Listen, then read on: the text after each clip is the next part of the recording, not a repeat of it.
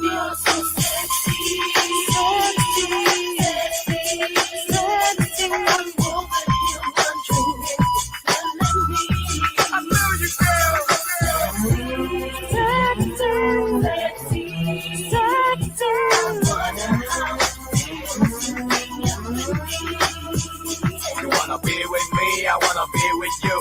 Ya tiempo para que lo nuestro salga a la luz. Sexy Millal, la que me tira a la guiña, aunque andes con su man, vamos a misionar. Come over here and let me know your name, boy. Your sexy smile got me checking for the seal.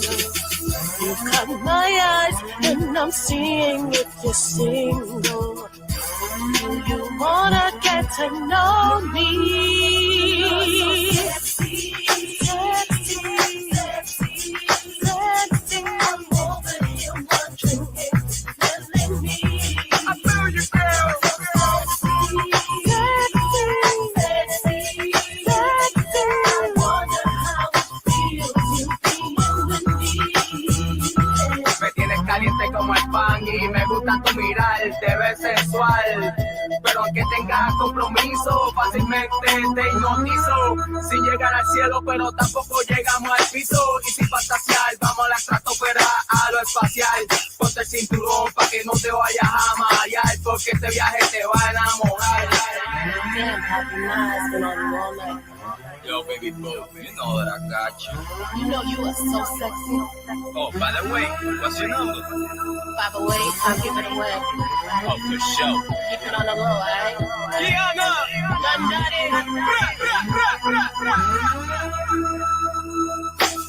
The way you look, the way you dress, it has me speechless. I can't wait, won't hesitate to sharing your caress. I get the butterflies when you're around me. I'm so curious and wanna take you home with me. Sexy, sexy, sexy, sexy. I'm over here wondering if you're feeling me. I feel you, girl. Sexy, sexy, sexy, sexy. I wonder how it feels to be with me. Con Guille de Mago nos vamos a desaparecer, llegando al mundo de la fantasía, para que te des de cuenta que entre tú y yo, mujer, el mundo vamos a recorrer de primera clase, para que nuestras pasiones se puedan desenvolver. Y no es nada raro en cómo todo empezó. Tú me gustaste y yo te gusté. Ahora el que es cámara, luces, acción, y ten cuidado que el volcán está haciendo erupción.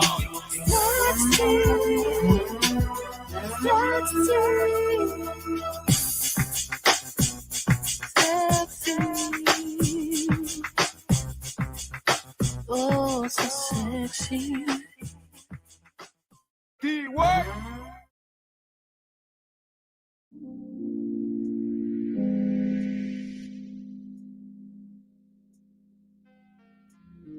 Mic, check 1 2 1 2 1 check 1 2 1 2. I was not expecting no one to pull up. We got 21 people in the building. Thank you so much. Very appreciate it. He's the host of the most into the tango, into the Django, Jrod on point. And we're here after 2 years. After 2 years of YouTube true crime. We still here, man. We still here. I was really not,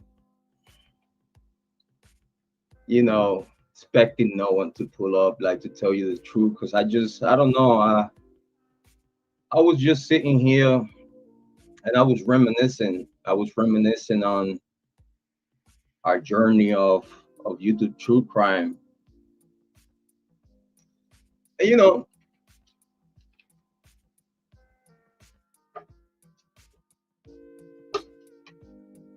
it's been good. It's been bad. It's been so days. But I tell you what, I do not regret at all coming here to YouTube True Crime and give you my thoughts in these true crime cases based on the homework, based on the research, based on a lot of nights of non-sleep, based on a lot of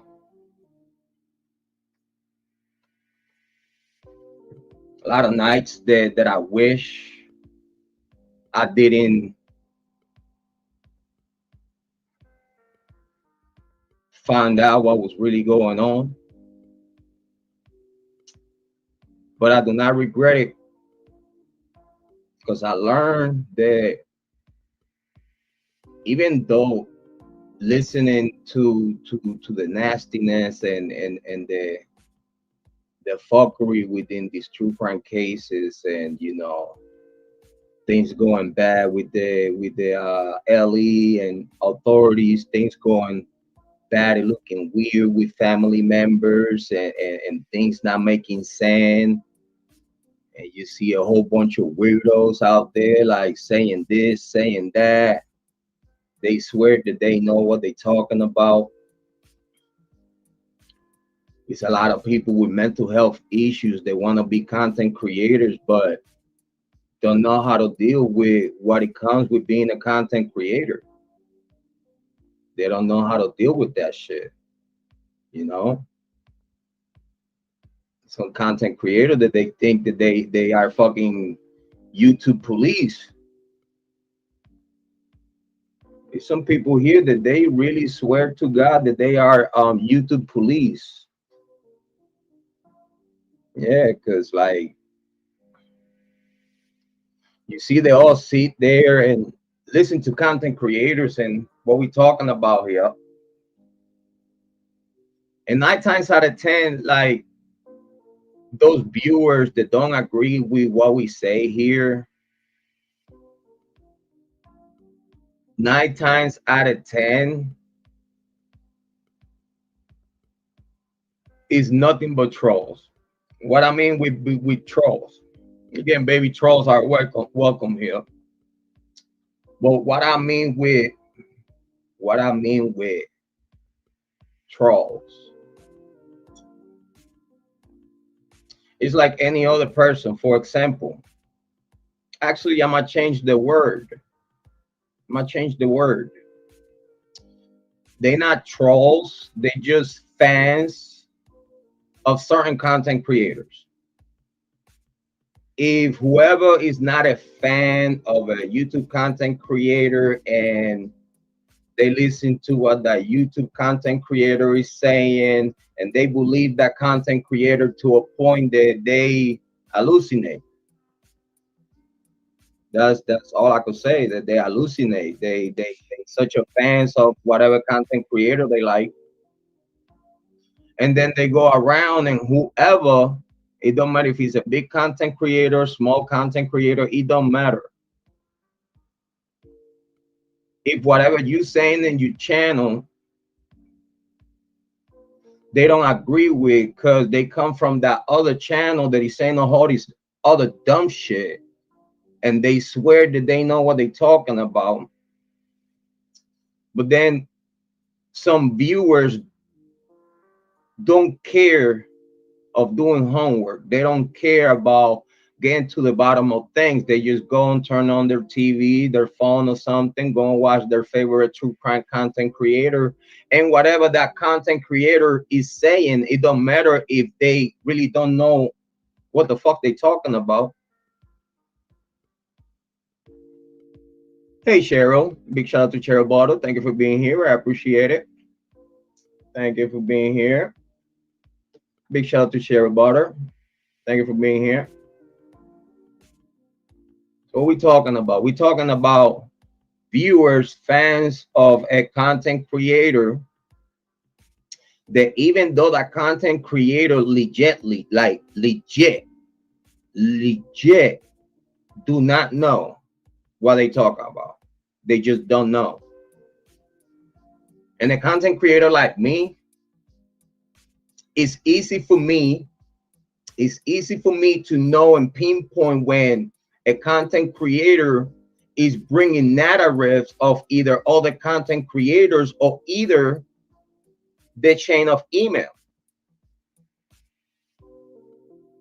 Because in case for those that don't know, Jrod on Point gets the same type of emails that all of y'all are getting, and it's from the same people. In this case, from the same person. I get all those emails. It sucks when content creators see 4 different names or 5 different names on the email saying the same shit. And just because it's 5 different accounts with different names or different genders or whatnot are saying the same thing, content creators is like, oh, I got content. I got content.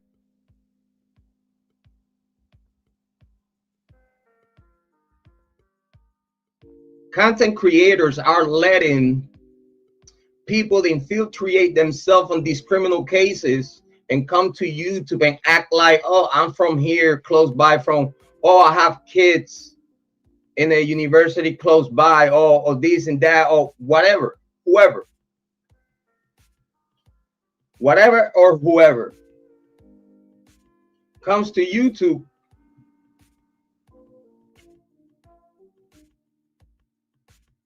it's crazy to say that you see some other content creators that don't do no type of filtering. It's just like they take whatever people say by face value. Oh, just because I'm this person from this blah blah blah blah blah. And then you see this person doing a YouTube tour, going to different YouTube true crime creators, and then now you see him in a little special, let's say Paramount Picture special, Paramount Plus special. You see these people that got included in that Paramount.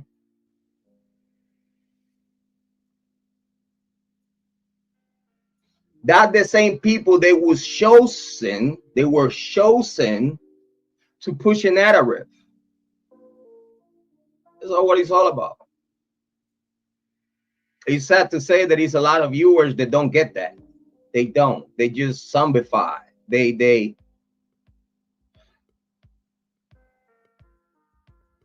how can I say? They just ignorant. They just ignorant. They just ignorant. They're just ignorant. And due to that ignorance, those content creators feed the community, the true crime community, with other poop. And you see other viewers that don't know no better because y'all know this for a fact. Y'all don't know no better. I love y'all. I love my subscribers. I love my moderators. I love y'all. Only few of my moderators knows what's really going on. As far as the Idaho 4 case, Kylie Rodni, few. And I say I could count them with my 5 fingers of my hand. Few of my moderators know exactly what I'm talking about. Everyone else is lost.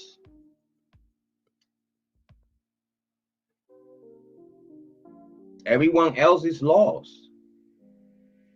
And that's what it tells me, that these past 2 years in YouTube true crime were worth it. Because I see the demand to have a YouTube true crime someone like me.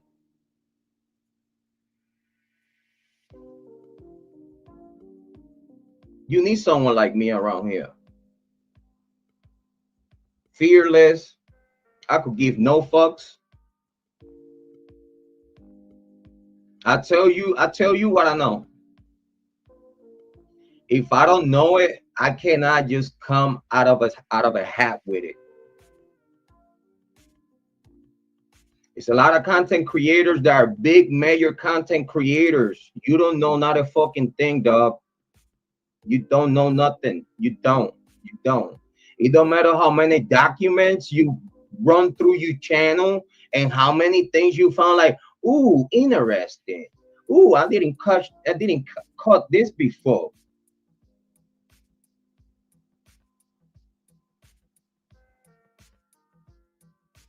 It's some content creators that they sit there, they literally sit there, they run through documents after documents after documents, and they think that the documents is telling them anything. Y'all wasting your time. You know how many content creators I see reading warrants and reading this and reading dockets, and big shout outs to you. Big shout outs to you.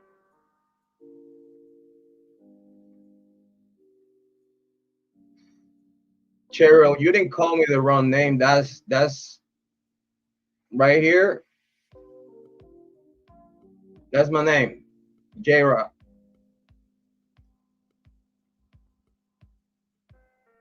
You did not call me a wrong name. You see it right there, Jrod on point. You're good. No biggies. Move along. Move along.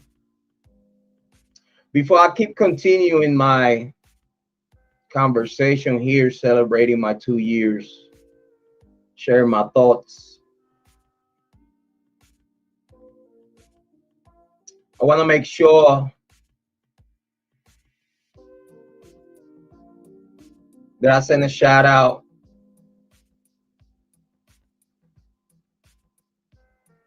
a very, very special shout out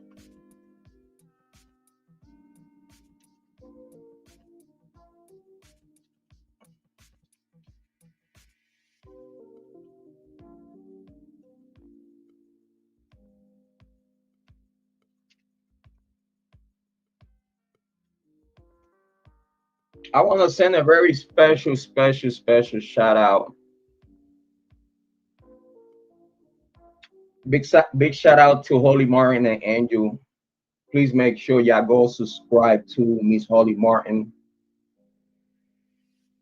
Big shout out to her. Very appreciated. Please make sure to go and subscribe to Miss Holly Martin and Angel. Subscribe to Angel too. I want to send also a big shout out to Rock Chalk. Big shout out to Rock Chalk. Big shout out. Big shout out to Rock Chalk.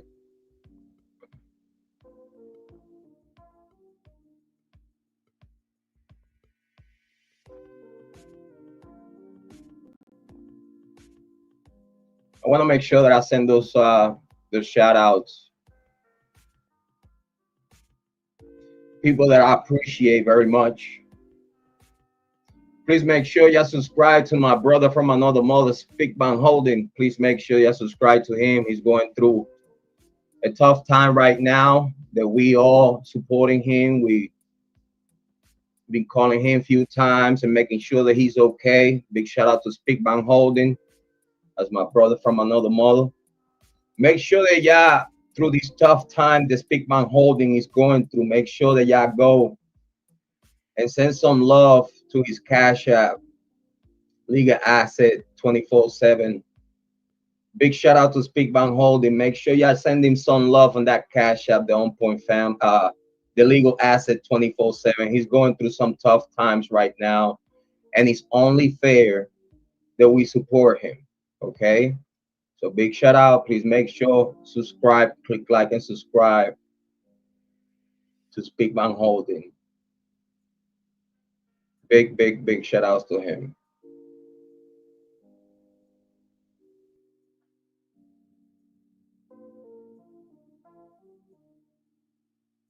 Also very special, none less, but very special,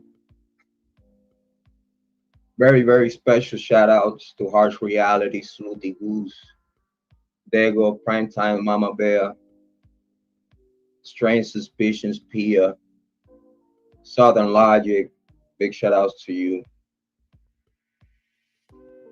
Big shout out to all those content creators that had allowed me to go to their platforms and have conversations. And big shout out to all those content creators that collaborate with me at this day to day.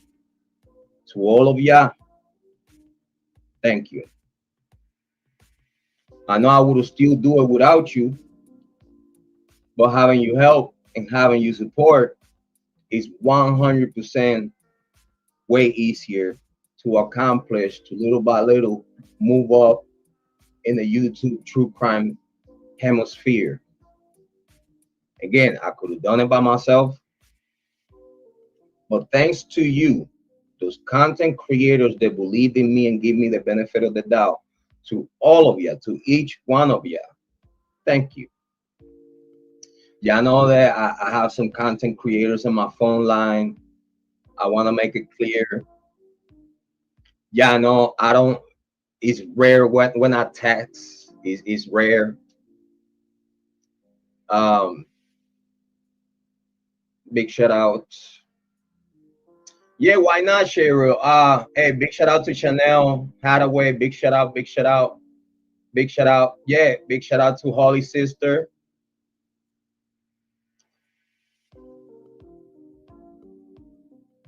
Big shout out to Chanel Hathaway. Big shout outs to you. Thank you so much for being here. Big shout out to Holly Martin and the whole family. Big shout outs. Yeah, why not? Why not? Let's give a big shout out to AR Hayes. I did tag him on this live stream.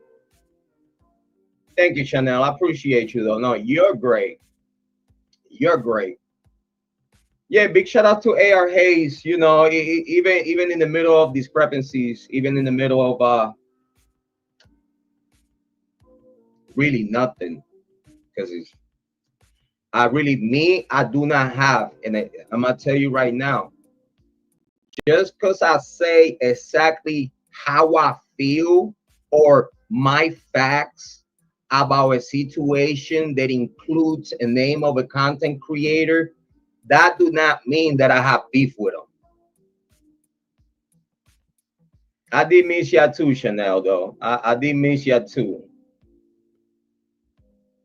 I miss Holly. I miss Angel too. I haven't talked to him for a long time. I texted him not long ago, but that's about it. Like we really don't talk like all the time on the phone. Like we really don't text much, and we really not like on the phone all the time. Like it just whenever it's something there to talk about, or whenever it's like an idea that we put it together. We gotta go live, Jrod. 9 times out of 10, Holly, let me know, Jrod, boom, schedule, and I'm the producer. She's the host. She's the talent. She's amazing. She's like, if not the best, one of the best female content creators right up there with Slutty Goose and Lana and all of them. She's great. She's amazing. She's amazing.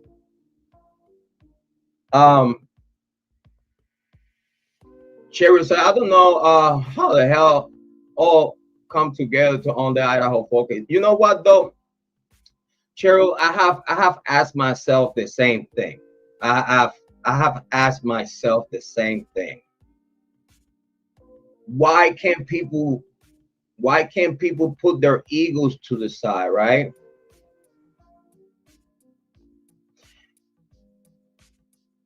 And instead of being bickering, try to be like doggy dog all the time. Sometimes you got to give people a pat on the back. You have to give people the right of a pat on the back, because it's only right. It's only right. I appreciate you, Cheryl. Y'all all great. Y'all all great. I appreciate you though. Yes, Miss Holly Martin deserves a lot of credit. A lot of credit. I remember, because this is what I do. I research. I'm a YouTube true crime creator. So I research the names on the cases that I'm working on. So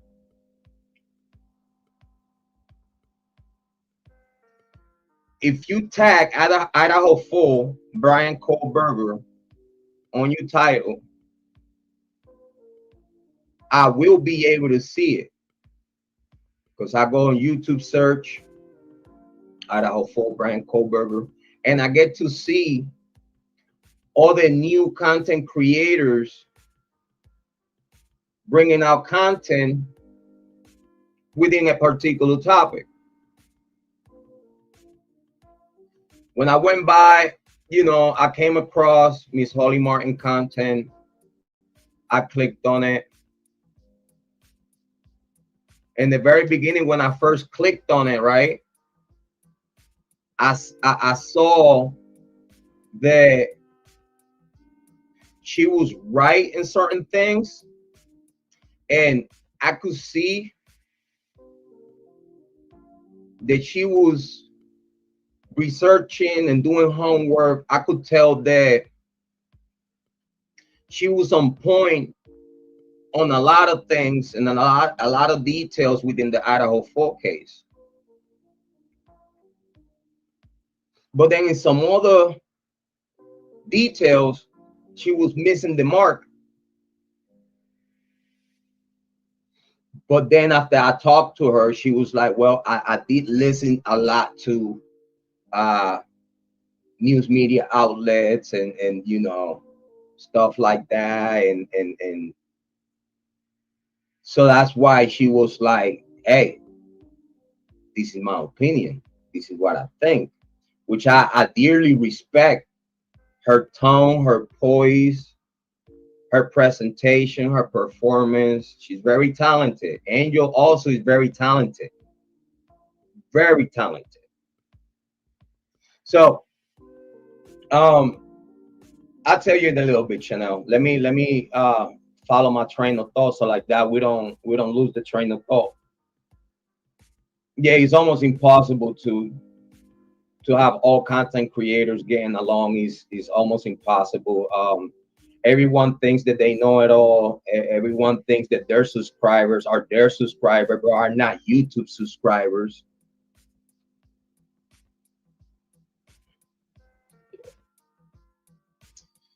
Exactly. It's all about getting justice for the victims. Yes, it's all about getting justice for the victims. But then while we looking for the justice for the victims, it's a whole bunch of content creators with their fans, with their subscribers, with their moderators that don't let new content creators live. So for example, I'm gonna go back to the mark before we go too far. She said, remember, is known of our business. What you wrote known. Remember, it's known. You should have wrote none. N-O-N. N-O-N. None. I got language barriers. I was born in Puerto Rico. Yes, I know how to write English. Yes, I know how to speak English. People that hate me say, like, learn how to speak English. Why would you don't know how to write? Well, I have my excuses. I'm Puerto Rican. English is my second language. For y'all Americans, American, Americans, all of y'all, which again, I'm American. I was born in Puerto Rico. But just for the sake of picking on y'all. Just for the sake of picking on y'all. Please love me, don't hate me. For the sake of picking on y'all.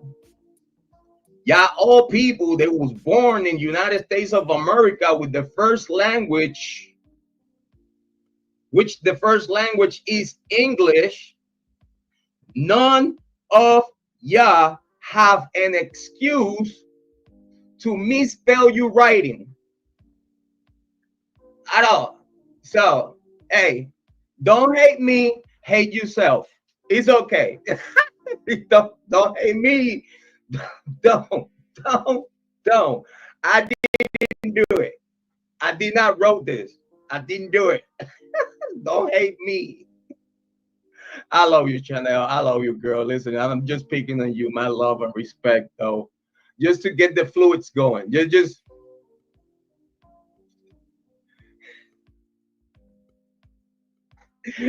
Chanel, you got me sweating.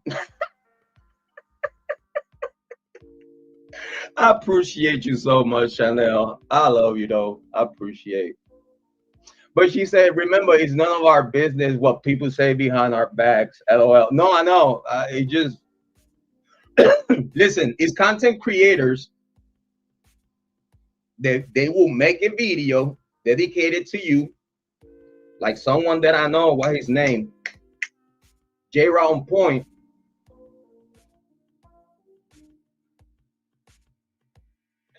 Listen. Me, Chanel say, it's on, buddy. Me and you. I love you, girl. Oh, it's some content creator that they will make a video with your face in the banner, with your name. They will say whatever they feel about you and whatnot. It's some content creators that mean well. Okay. It's like, how can I say it? But hold on, we got a troll here. We got a troll. We got a troll. Hey.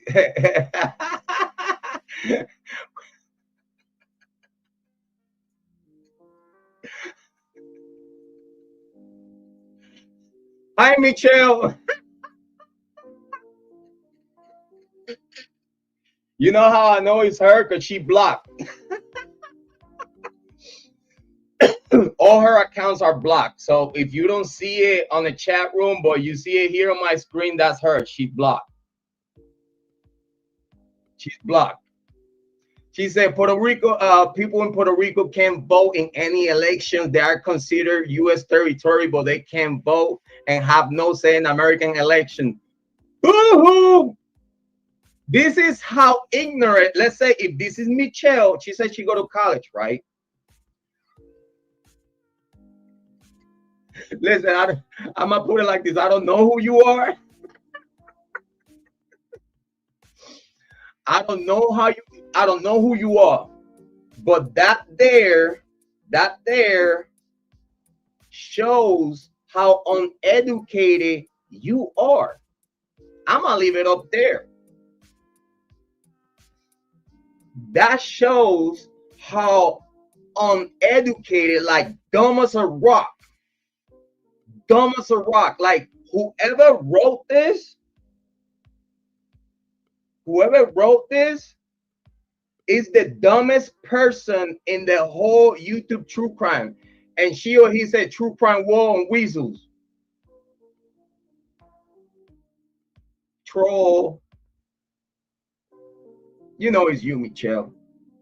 You dumb as fuck, dude.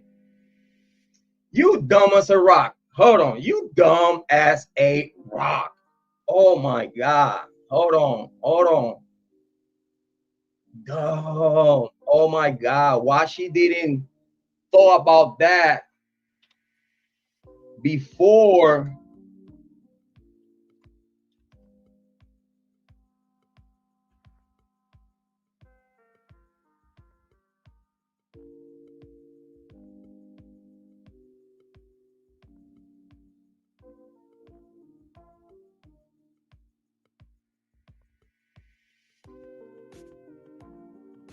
You know,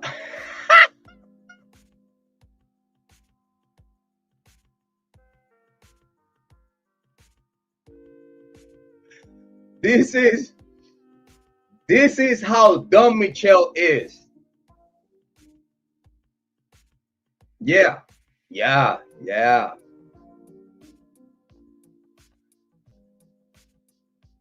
Wow.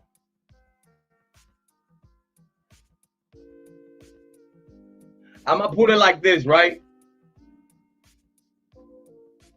Puerto Ricans cannot vote for the president of the United States of America, senators of anyone in power in the United States. They cannot vote for president of the United States of America in Puerto Rico, you dumbass. Because Puerto Rico is a territory of the United States, you dumb fuck.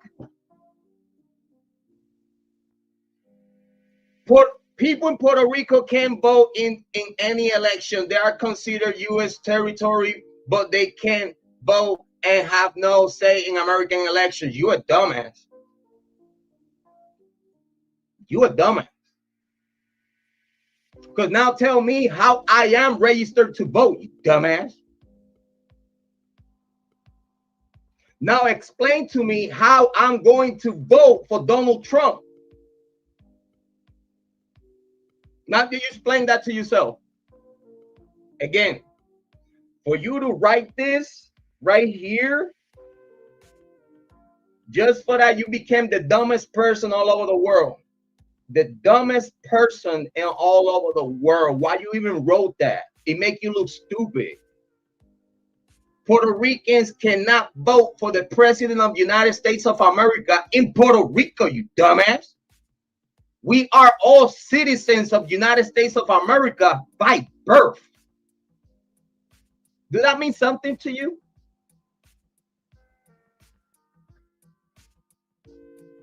Does that mean something to you, Michelle? Does that mean something to you, Michelle? Because you are dumb as a rock. Dumb as fuck. Please don't ever say that you went to college, because whatever college you say that you went, it's a fucking embarrassment for them. Embarrassment. Total embarrassment. This is why Puerto Ricans take vacations in United States around the voting time, around whenever the elections come all about. You see a migration of Puerto Ricans flying American Airlines. They just go to the airport with their ID. Here, I don't need no passport. I don't need no green card. I'm a United States citizen. Ha ha.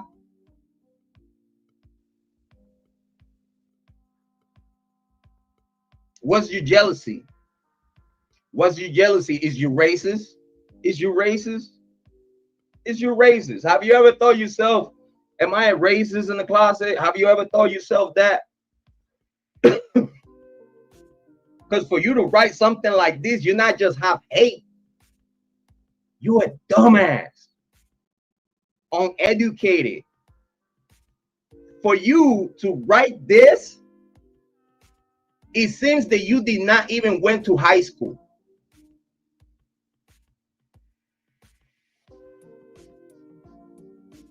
It seems that you didn't even went to high school, Michelle Lee. Why you embarrass yourself? And this is on film. I'm live.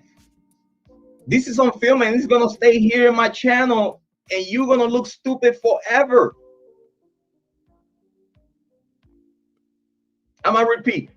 People in Puerto Rico can vote in any elections. They are considered U.S. territory, but they can vote and have no say in American elections. Wow. Yeah, I just realized how dumb this lady is. Yeah, yeah. She not just have mental health issues, but she also is like dumb as a rock. I mean, we already knew that. Why she would even come here to say anything?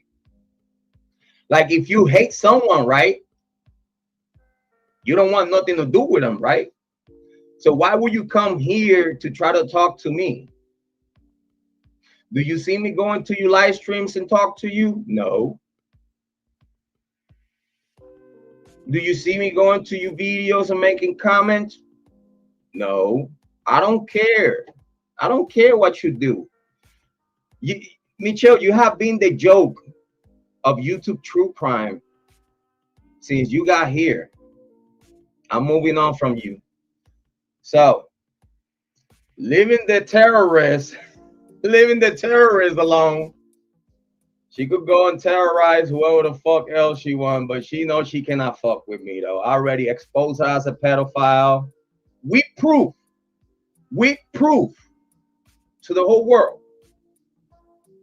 And it wasn't like, oh, I just started to say something just for saying it. No. Her daughter came to you to expose all her dirt, and then everything else, it was come to Jesus after come to Jesus for this bitch. Don't blame me for the nasty shit that you did to your daughter. Don't blame me for that shit. You did it.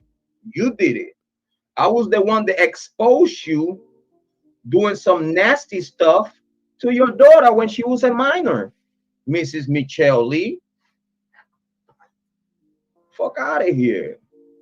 I told you, leave me the fuck alone. You listen, you instigating your hate for me. You, since the very beginning, you thought, because you put it on the video, oh, if he would have let me say whatever I said, and he would have left it alone, and he would have be cool about it, and da, these probably would have never got here. No, bitch. No, bitch. No, bitch. You the one that got butthurt. You the one that got butthurt because I make you look stupid on your live stream. I make you look stupid. You know this. Why won't you put that live stream up? I had the live stream. I had it on my channel. But you took my channel down because you knew the proof of you being a piece of shit, of you being a pedophile, of you being the person behind all the misinformation and disinformation in the Idaho 4 case. Too many content creators that these days today still listen to your emails. Bum, you don't have a life. You don't. You don't have a man. You don't have a woman. You lost your kids. No one likes you. Everyone hates you. It don't matter what you say about me. The people that knows me, and ain't nothing that you could influence with them. Even the people that you try to reach out right now against me, they're not even watching you shit. You get more dislikes than likes. You can break 100 views. At this day today, yes, Michelle Lee, I ruined your whole true crime career, exposing you for a pedophile that you are. You did some nasty shit to your daughter, Hannah Card, when she was a minor. And I'm gonna tell you one more thing. You know, in the only way I will stop calling you a pedo in Utah and YouTube, you know how I will stop calling you a pedophile in YouTube, Michelle Lee? The day that Hannah Card, your daughter, tell me over the phone with the phone number that I know is her. I have your son's phone number. I have Forrest's phone number. I have your daughter's phone number. If they call me and tell me, Jrod, I know that we exposed our mom for doing some dirty shit to my sister when she was little, but enough is enough. It's okay.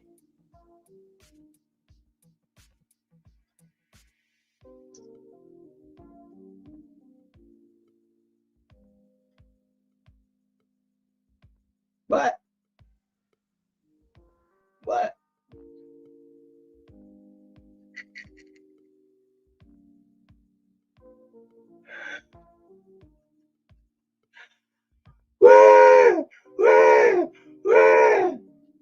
Stop crying, Michelle. You're the one that did some nasty shit to your daughter.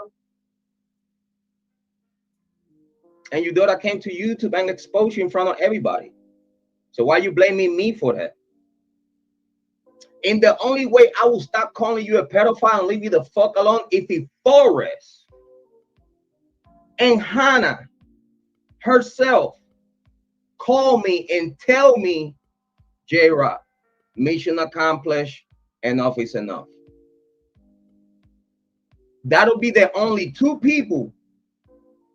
That'll be the only two people that has my phone number, have heard everything I have said about you for the past whatever long.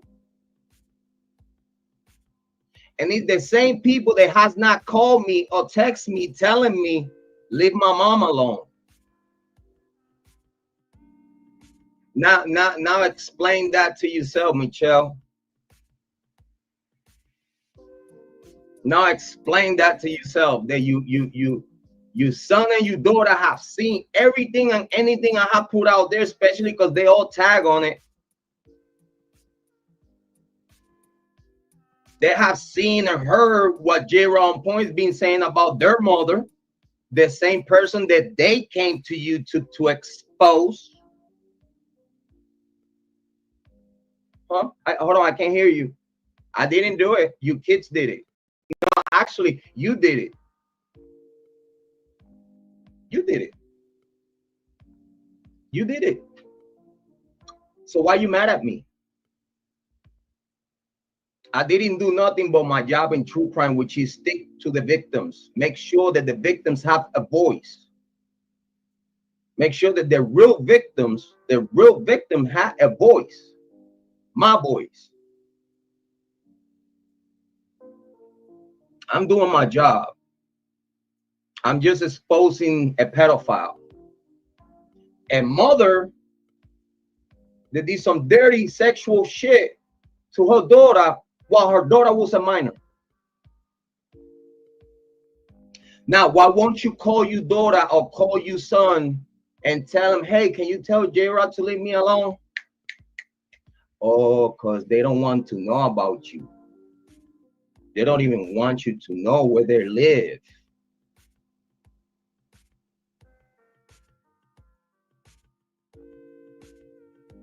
It shouldn't even bother you because you're a piece of shit. You're a piece of shit. You don't deserve your kids. You don't. That's why they went back home with their dad where they safe. Because your kids were not safe with you. So who the fuck are you to talk about me? I've been married for 10 years. Beautiful wife, beautiful kids, doing great. We're doing amazing. We're healthy, we're happy. We wish everyone happiness and health. My kids are doing great in school. Their teachers love them. You see all the certificates on those walls. Like those certificates, I'm not like you, Michelle, that print certificates and say like, oh, I was in WSU. Oh, I was in, nah, I don't. Peer counselor, she said she's a peer counselor and she saw a printed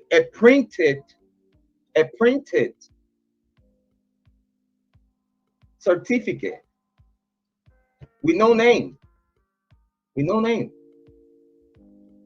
Hey guys, I want to send a big shout out, a big shout out to Truth and Transparency. Big shout out. Listen, man, she's a good sport. I think by now she knows my mouth. I have a big mouth. I know, Lana. I know.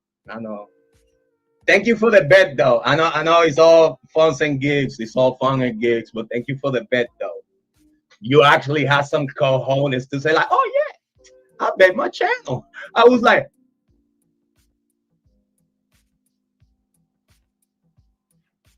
Lana, when you said like, oh yeah, I bet my channel wasn't Jack Dipper, I was like, what? She said No, but Lana, I tell you what, from the bottom of my heart, I appreciate you though. I do appreciate you, and I mean it off the bottom of my heart.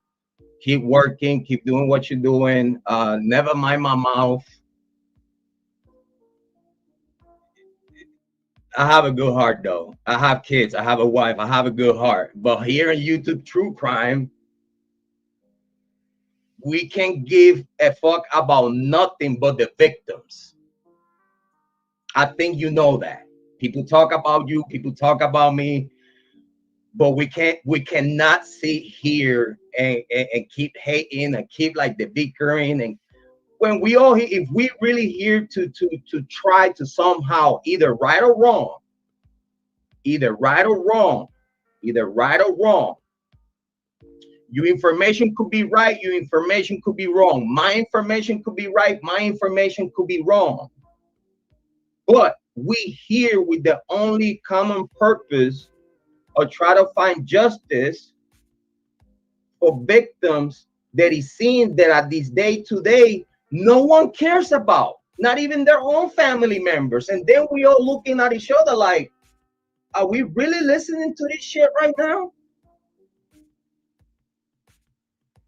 But yeah, Lana, listen, I take my hat off to you. I'm sorry for the interest. Sorry for the interest. I'm 47. I still got hair though.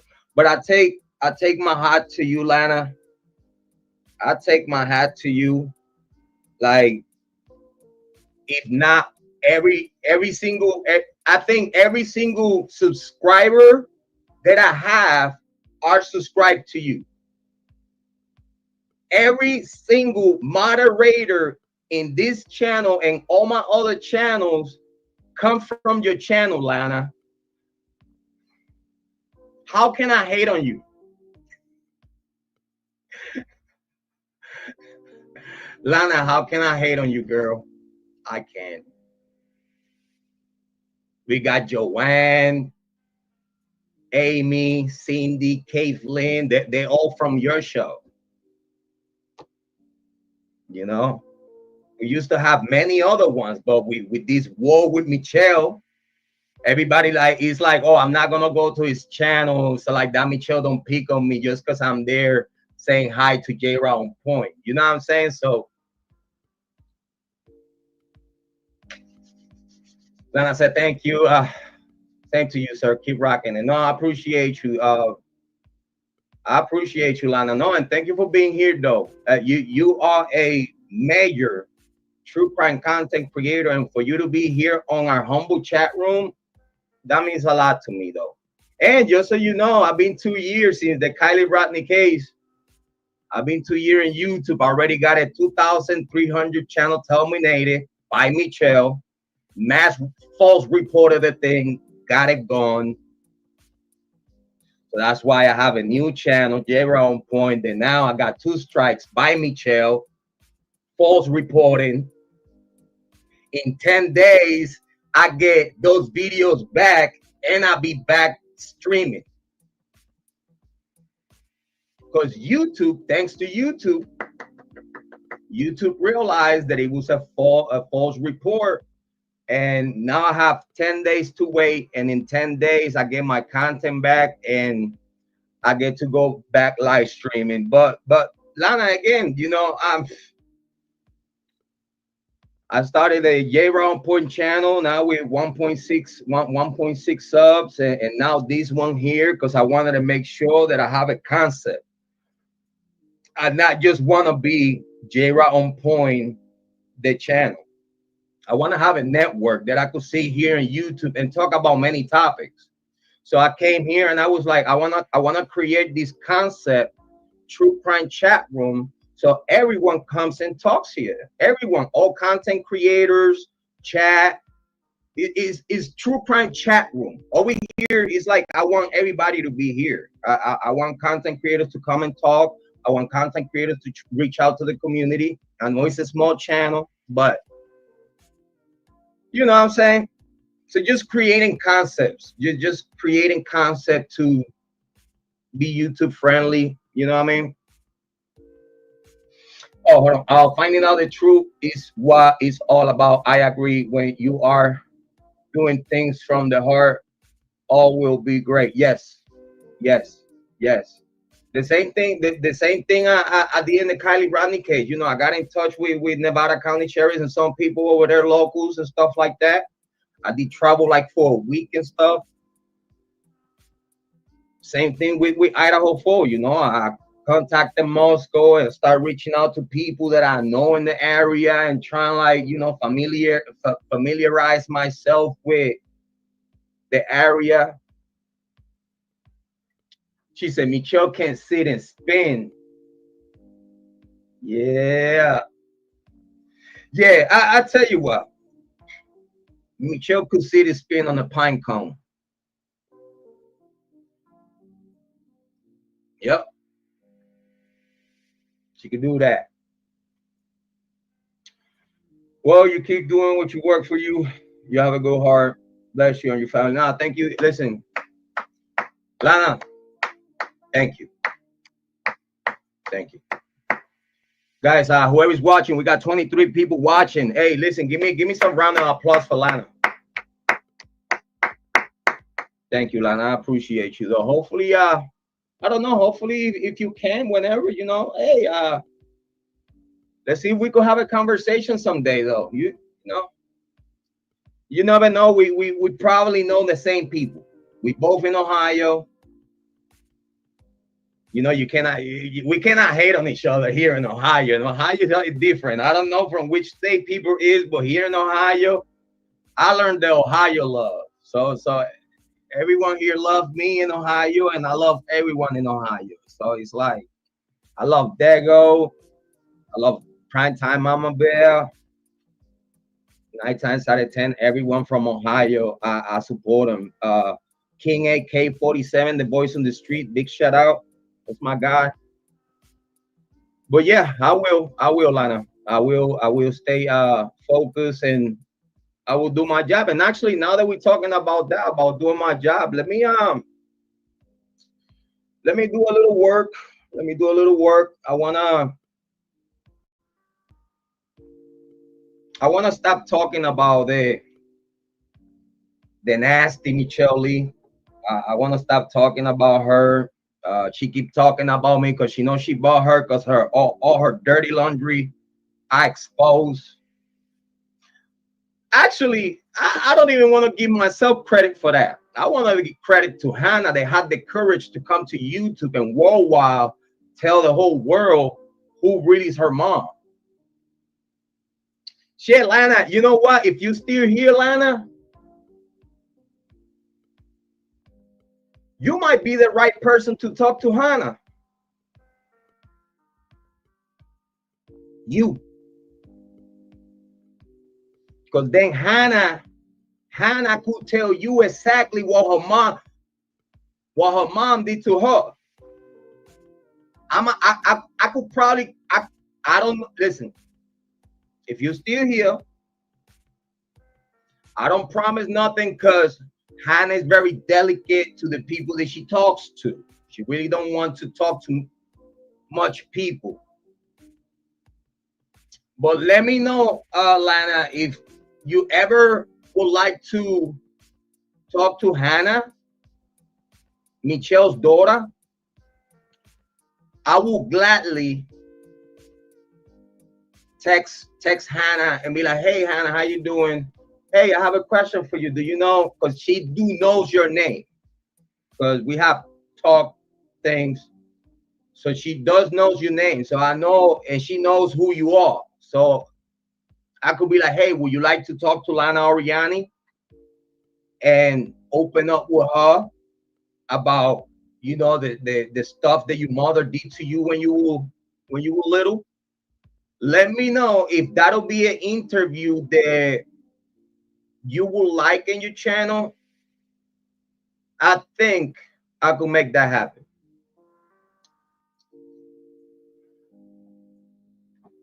I think I could make that happen. But big shout out to Lana Oriani. Thank you for being here. Very appreciate it. Thank you so much. Big shout out to Chanel. Hadaway, thank you so much. Thank you for being here. Very so much. I appreciate it. Big shout out to Miss Holly Martin and Angel. Thank you so much. Very appreciate it. Big shout out to Rock Chalk. Very appreciate it. Very, very, very, very, very appreciate it.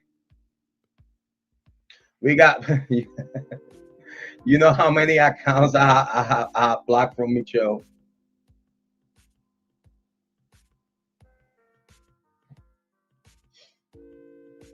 She don't know that I have all her channels all the way from back then. They all blocked. They're not gonna come out of block. Like, it's a reason why they all blocked, because I don't want those same channels coming back and talk some stupid shit. Why you use so many channels to talk shit? Use one channel, like me. I got 9 channels, but all for content. You don't see me trolling with those channels. You don't see me going to people's channel and talk shit. I have highlighted those channels because those channels are part of my network. Because I'm at YouTube True Crime content creator / YouTube content creator and producer. Okay, I produce content. Okay, so let's get back to work. Let me give you a little bit of what I've been doing for the past 2 years. I think we're in an hour 20 after a long presentation, a long intro,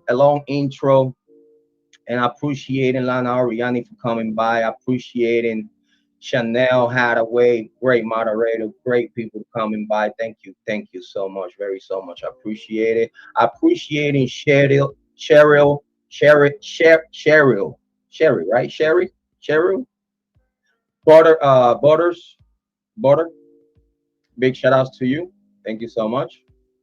Sorry if I slaughtered your name.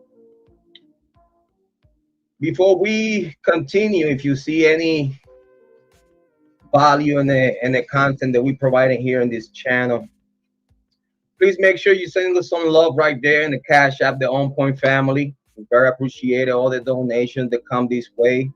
Thanks to you, all the donors, we've been able to purchase new equipment. We've been able to purchase a few things for the house, purchase things for the kids, purchase things for the wife. My plan is buying a house soon.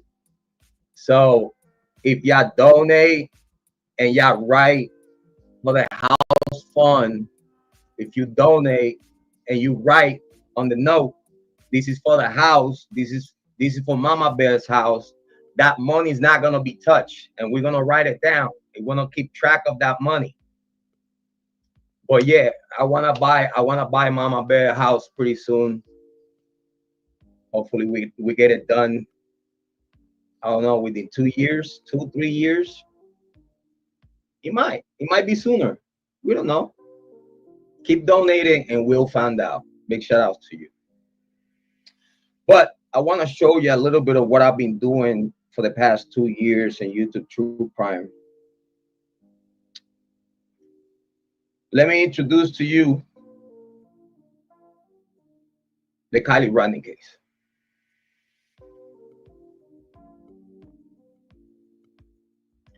For those that don't know, Kylie Rodney was a young 16-year-old.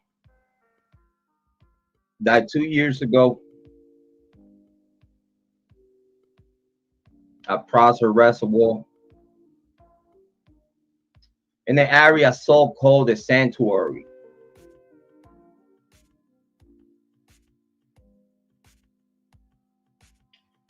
For what some people say, she was supposed to be the designated driver of her friends. She was not supposed to be the one drinking. For the information that we have, she did not drink that night because she was the designated driver. And it seems that she already got in trouble for such a thing before. So common sense for the people like me that actually had done their homework tells you that Kylie Rodney was not planning to drink that night. As a matter of fact, we have a confirmation, take it with a grain of salt if you want, that she did not drink that night. She was not about to be an any kind of substance influence due to that she was the designated driver of her friends, and she didn't want her to get in trouble, and she wanted to make sure that her friends get back home safe.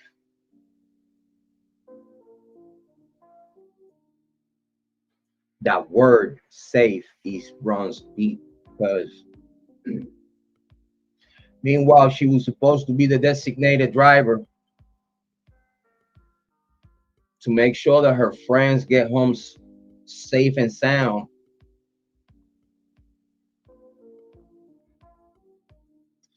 She didn't make it home.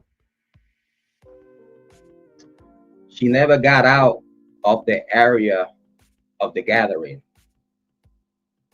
A lot of people say like, oh, it's no proof of a party, it's no proof of a party. But when cops tell you that they have footage of Kylie Rodney being at the party,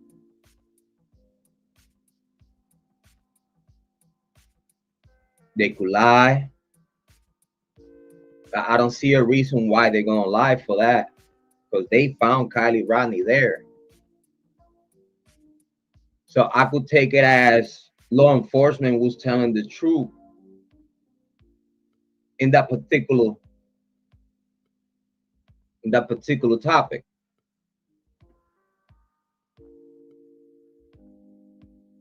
I would like for y'all to listen to this press conference that it was from Tuesday, August 9. I'm not mistaken.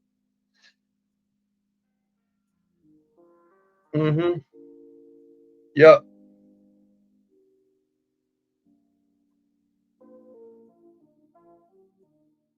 Tuesday, August 9. The same day,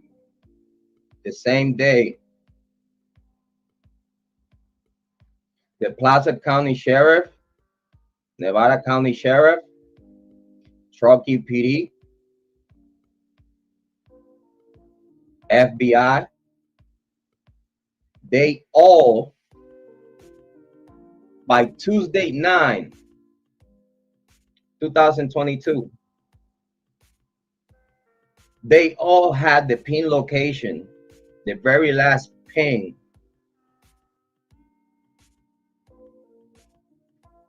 of Kylie Rodney's device. Some people say the pin of her cell phone. I want everyone to understand that anything that is connected,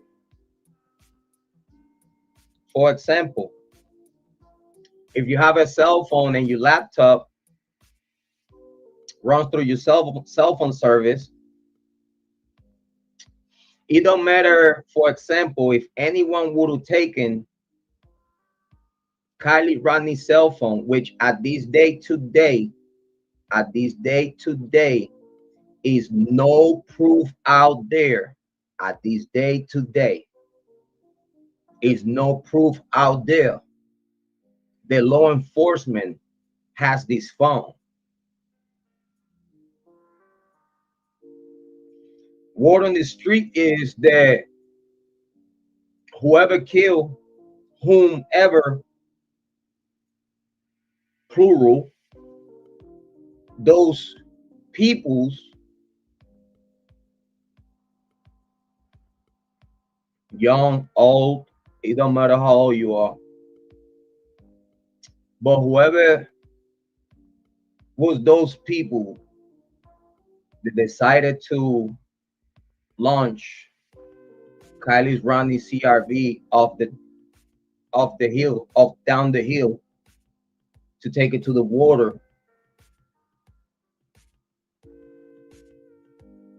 and then while in the water still have to push the vehicle a little bit to take it to a little bit deep, because where you drop the vehicle, if you wouldn't enter the water and wouldn't push the vehicle while in the water, it will never be located where it was found.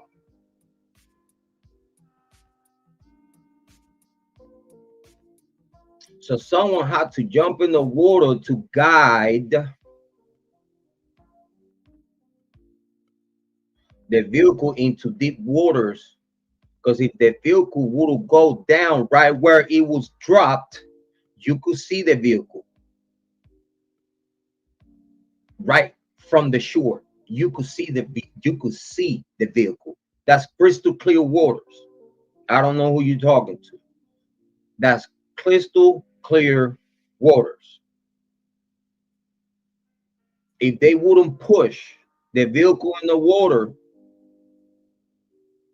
it would never got to where it was last located. And that's a fact.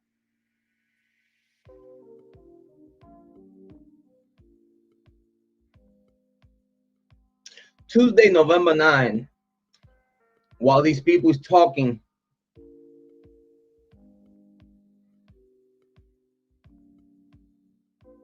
Prosser Reservoir campground, they know where the CRV is. Why? How? Well, they got the pin location. We could only assess that if it's truth, what is being said, that the killers took Kylie Rodney's phone due to the whatever it was on her phone. Okay, the evidence that was on her phone was said that the killers grabbed her phone, so her very last ping would be somewhere else. For what I heard, take it with a grain of salt, that cell phone got destroyed by the killers. I repeat, is no proof. It don't matter what SF Investigate tells you, is no proof the law enforcement ever got that phone. The only way that they got a pin location, and that's how Kylie Rodney was located by Adventures with Purpose. Big shout out to Doug, because actually that's the only person that we could shout out. Dog, Josh Cantu, Nick Rain, the staff. It's not their fault what nasty ass Jrod did to his family. Jrod and Michelle Lee are just like nasty people. Okay, they should get together. Nasty. So we believe due to the information that we have gathered, that the laptop, Kylie Rodney laptop, was the reason of why authority had an accurate ping location. Because her laptop, not her cell phone, her laptop saved the day. Because her laptop is included on her cell phone bill.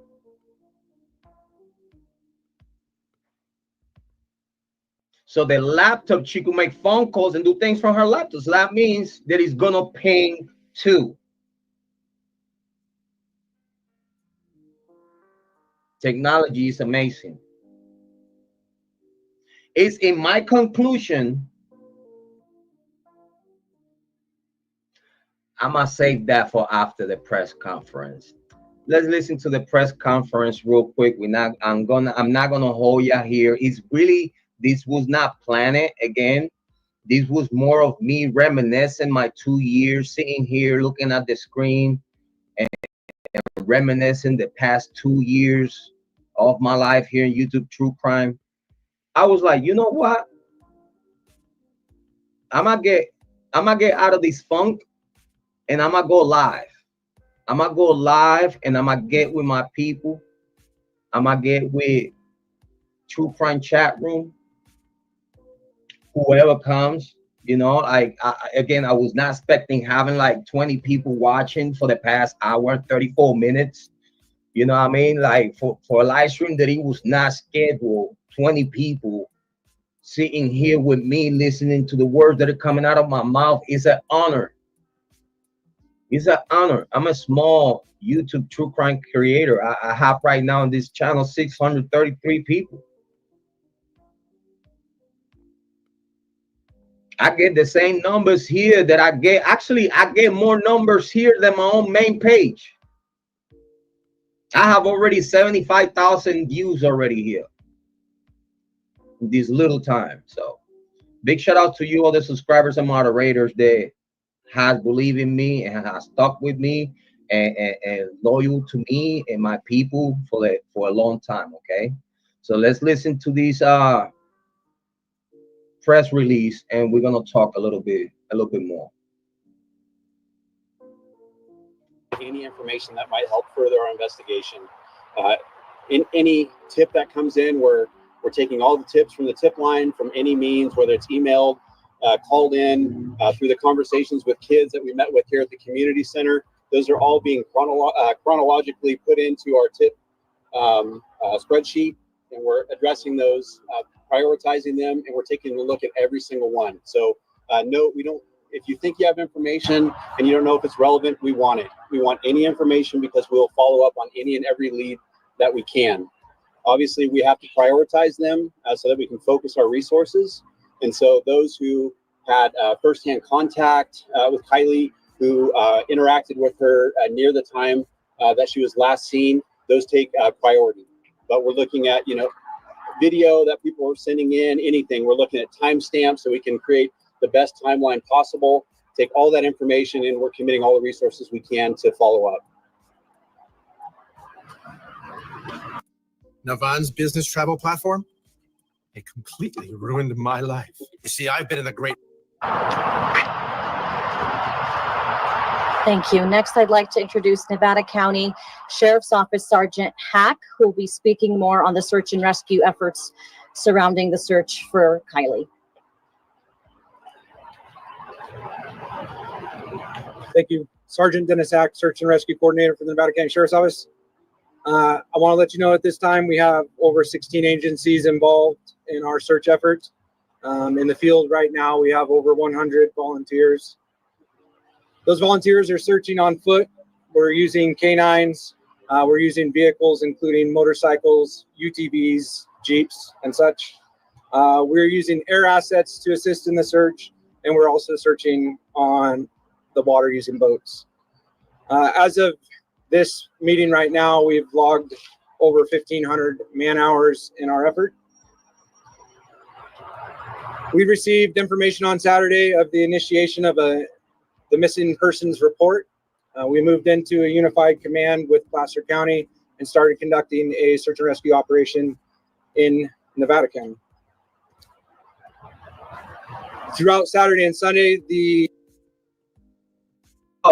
So my question to you is, my question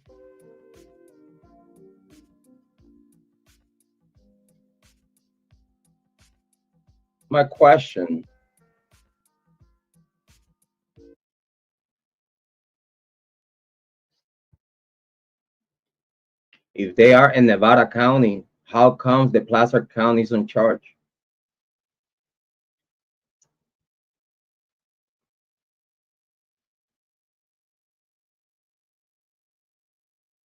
Can you explain that? Because Placer County Sheriff was on charge of everything until Kylie Rodney was found. Soon as Kylie Rodney was found, then Nevada County Sheriff took over the case. You know that I could see shady when shady happened, right?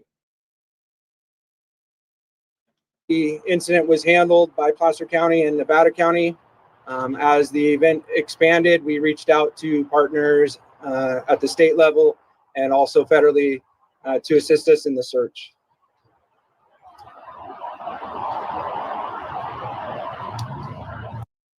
At this point, while they speaking, they have already the very last ping. I believe that as soon as they found the ping, they looked and they found.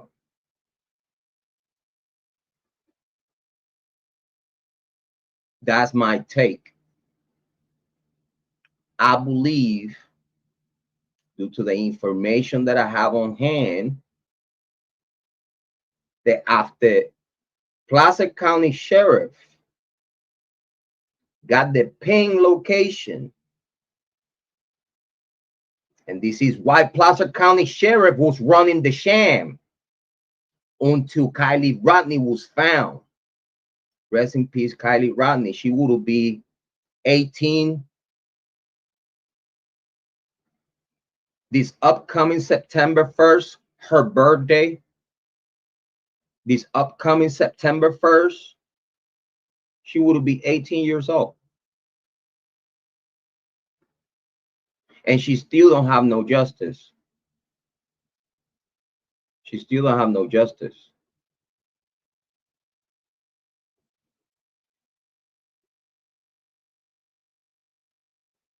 It's my assessment that as soon as Placer County Sheriff got the pin location, they looked and they found. And they were like, whoa. I thought Sammy said that she was being taken by someone. And then after they found Kylie Rodney in the water,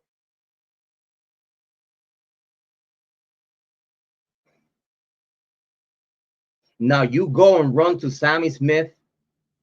Now you go and run to her mom, Lindsay Neiman. Then now you're going to go and run and tell them, hey, I found her. But if we get her out right now, we'll have to arrest every single person that was in this party. You know for a fact everyone was hell the fuck no. You know what you're going to do? You're going to go the opposite way. And you're going to keep going with what my daughter, Sammy Smith, told you. And you're going to develop a case by what Sammy Smith and Jagger Westfall will tell you. You're going to follow their lead. And guess what happened? Sammy was in charge of a whole bunch of shit during the search. Going on interviews and news media outlets and everything. Like she was some kind of savior when she could be the killer. I don't know. I don't want to say that she was the killer with her friends. But that CRV did not get in the water by himself. Kylie Rodney did not, I repeat, did not drove herself into the water. That's confirmed. That's been confirmed for the past 2 years.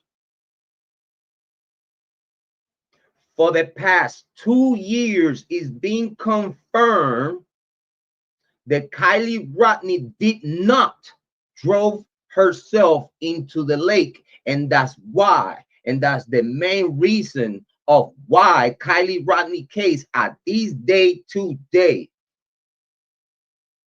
still open with the FBI. Nevada County Sheriff, of course, they asked Lindsay, hey,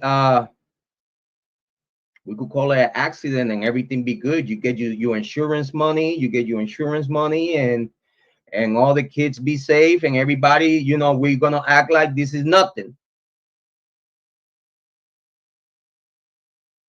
And that's exactly what the fuck they did. Nevada County Sheriff, with the authorization of Lindsay Neiman, call it an accident. They couldn't call it an accident without the permission of the mom.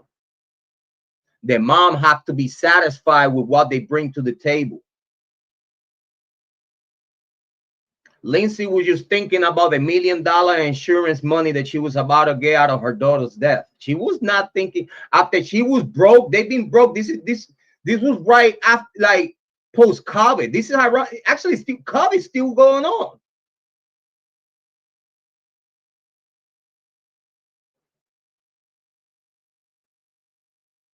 We were still in those COVID-19 days. We were still on those days. People were still wearing gloves and masks and all this other stuff.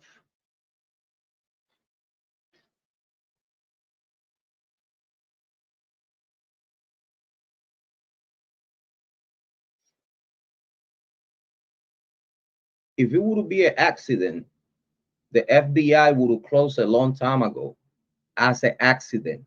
We would have had probably a press release, and we didn't have a press release. They at least would have done a 30-second commercial, a 30-second news headline. Kylie Rodney case is being closed as an accident. That has not happened. And at this day, today, the case is still open on the hands of the FBI. So that means that they couldn't close the case as an accident because it was foul play evidence. Foul play evidence. Okay. What I've been telling y'all for a long time, if Kylie Rodney was dead in the back of the hash and she got killed by beating,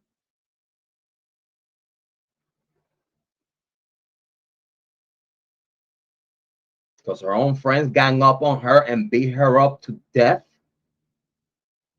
because they were under the influence, because they were drunk, because they were high on some shit.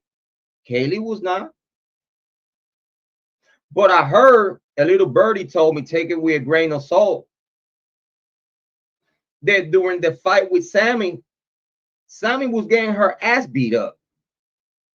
Because again, Sammy was under the influence, Kaylee was not. And it seems that, you know, Kaylee dragged it all over the floor by her hair and stuff like that, embarrassing her. And Sammy's mid friends jump on Kaylee and Kylie Rodney. They jump on Kylie Rodney. Kylie Rodney own friends under the influence, like animals. Remember, if Kylie Rodney is indeed the information that we have on our hands, that she got beat up and killed by her friends and put and secure in the back of the hatchback, you know that is blood in the carpet on the rug of that in the back of the hatchback. You know that for a fact. If she got beat up and she was bleeding before she got into the water, it's blood in the back of the hatchback.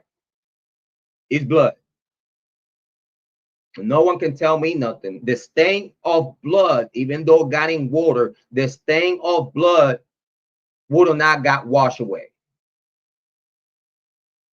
Especially if she was dead already, like for an hour.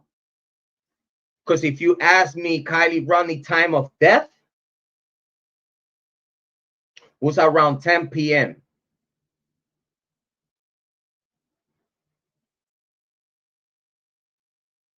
They took up to 2 hours to see what they were about to do with her. And when they realized, like, yo, yeah, she dead. Yo, we need to do something with her.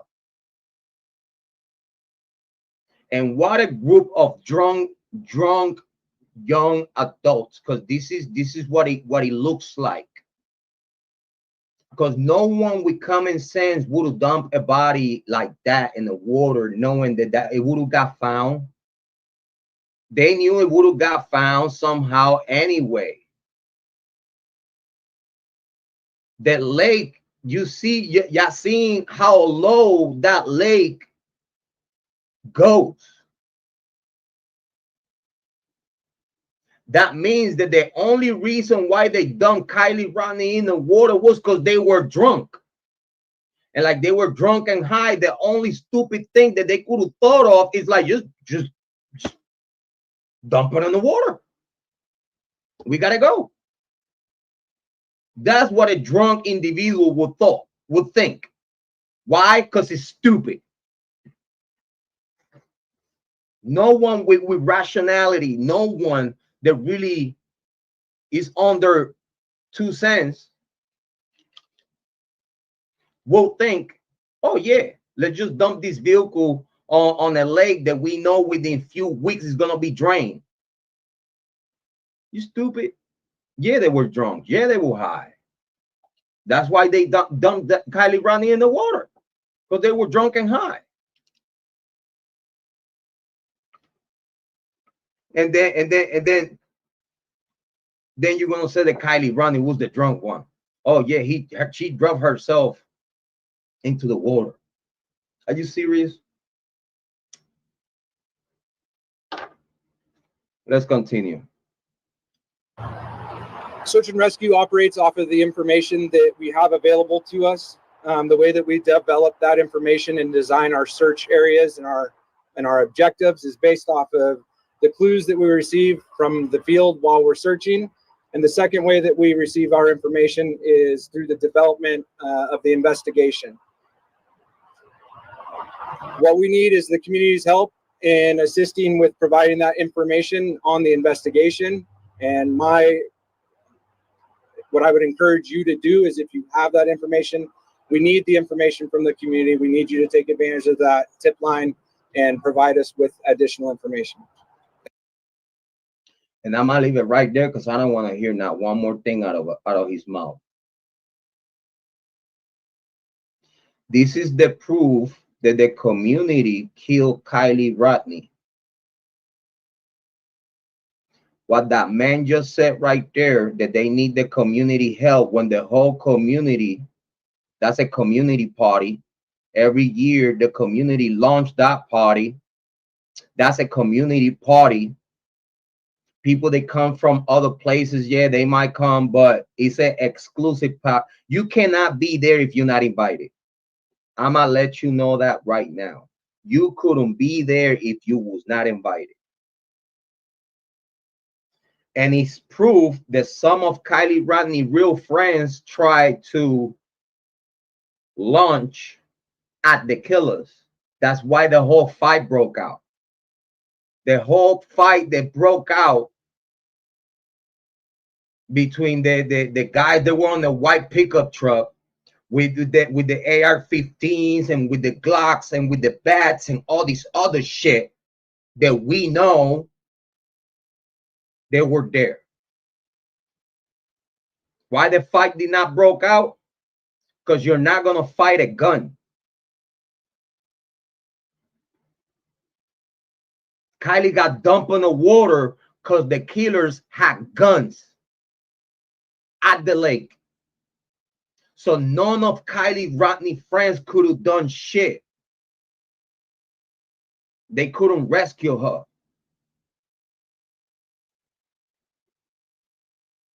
The community of Truckee killed Kylie Rodney. Because the only person that will not speak of their crime is a killer. That's why everybody was quiet. That's why it was no one. We a tip. They would tell them exactly what Kylie Rodney was. The only person that was trying to say something, but she was sipping the tea too, and she was part of the group, it was Salisha Singh. Rest in peace. Salisha Singh was the only one that had the guts to say, if y'all don't fix this, I'm gonna snitch on all of you. What happened to her a week after? Her and her whole family died. Now tell me that Truckee and their community didn't kill Kylie Rodney.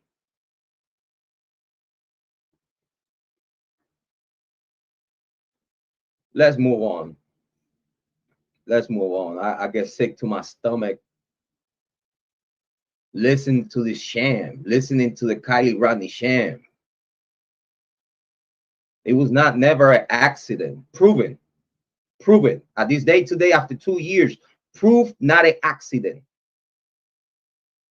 And we still got idiots out there saying, like, oh yeah, Kylie Rodney drove herself into the lake. Get the fuck out of here. What about if that was your daughter? Will you think the same way? If that was your daughter, that was your child, will you think the same way?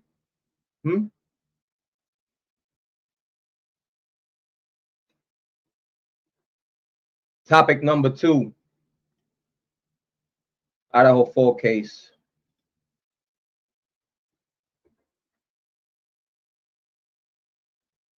After hours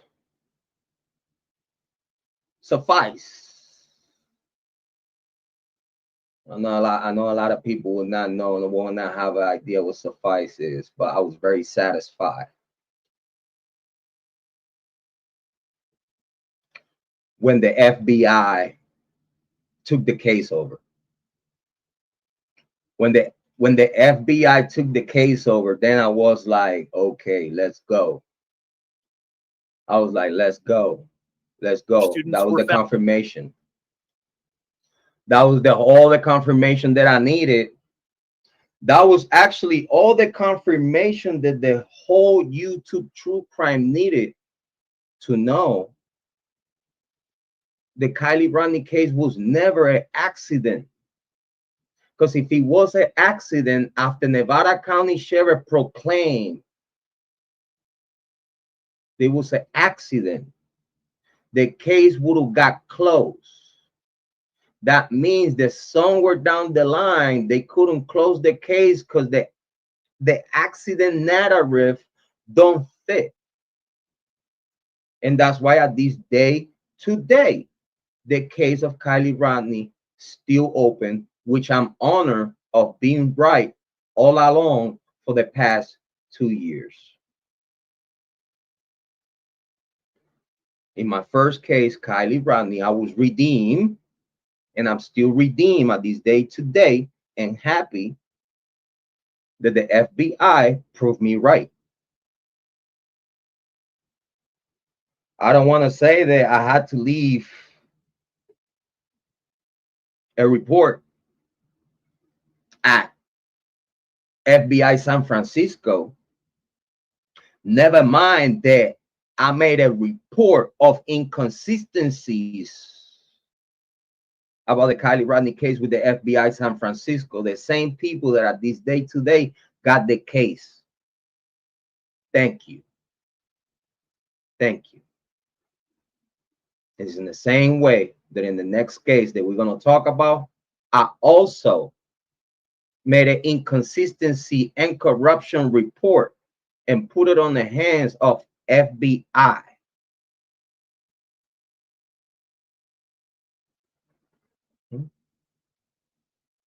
But this time, due to that is so high of a level of fuckery with this one, then I have to leave the report. I have to give the report to Quantica, to the headquarters of the FBI, about the Idaho 4 case and the inconsistencies and corruption within the case. I don't want to say that after I push my report with the FBI, FBI stopped working with the prosecution.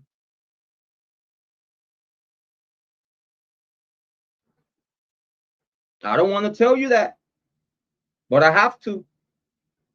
So like that, y'all realize the type of work that I do for victims in true crime. Well, I'm a content creator. I'm not the regular YouTube true crime content creator. I'm not. I have kids. So when I see young adults like the Idaho 4 case, which I have children within their age, that could be my son.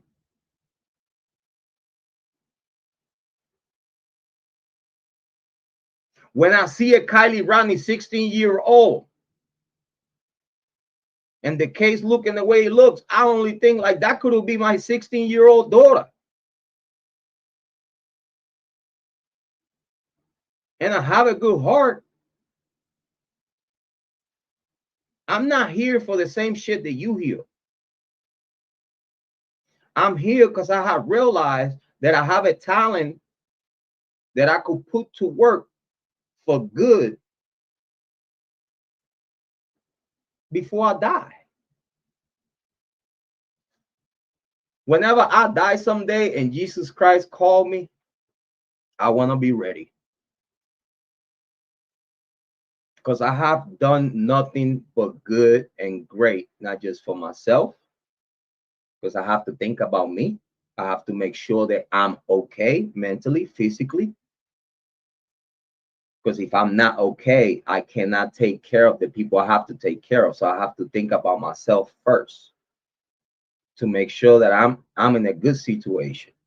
So then I'm able to help my wife, help my kids, protect.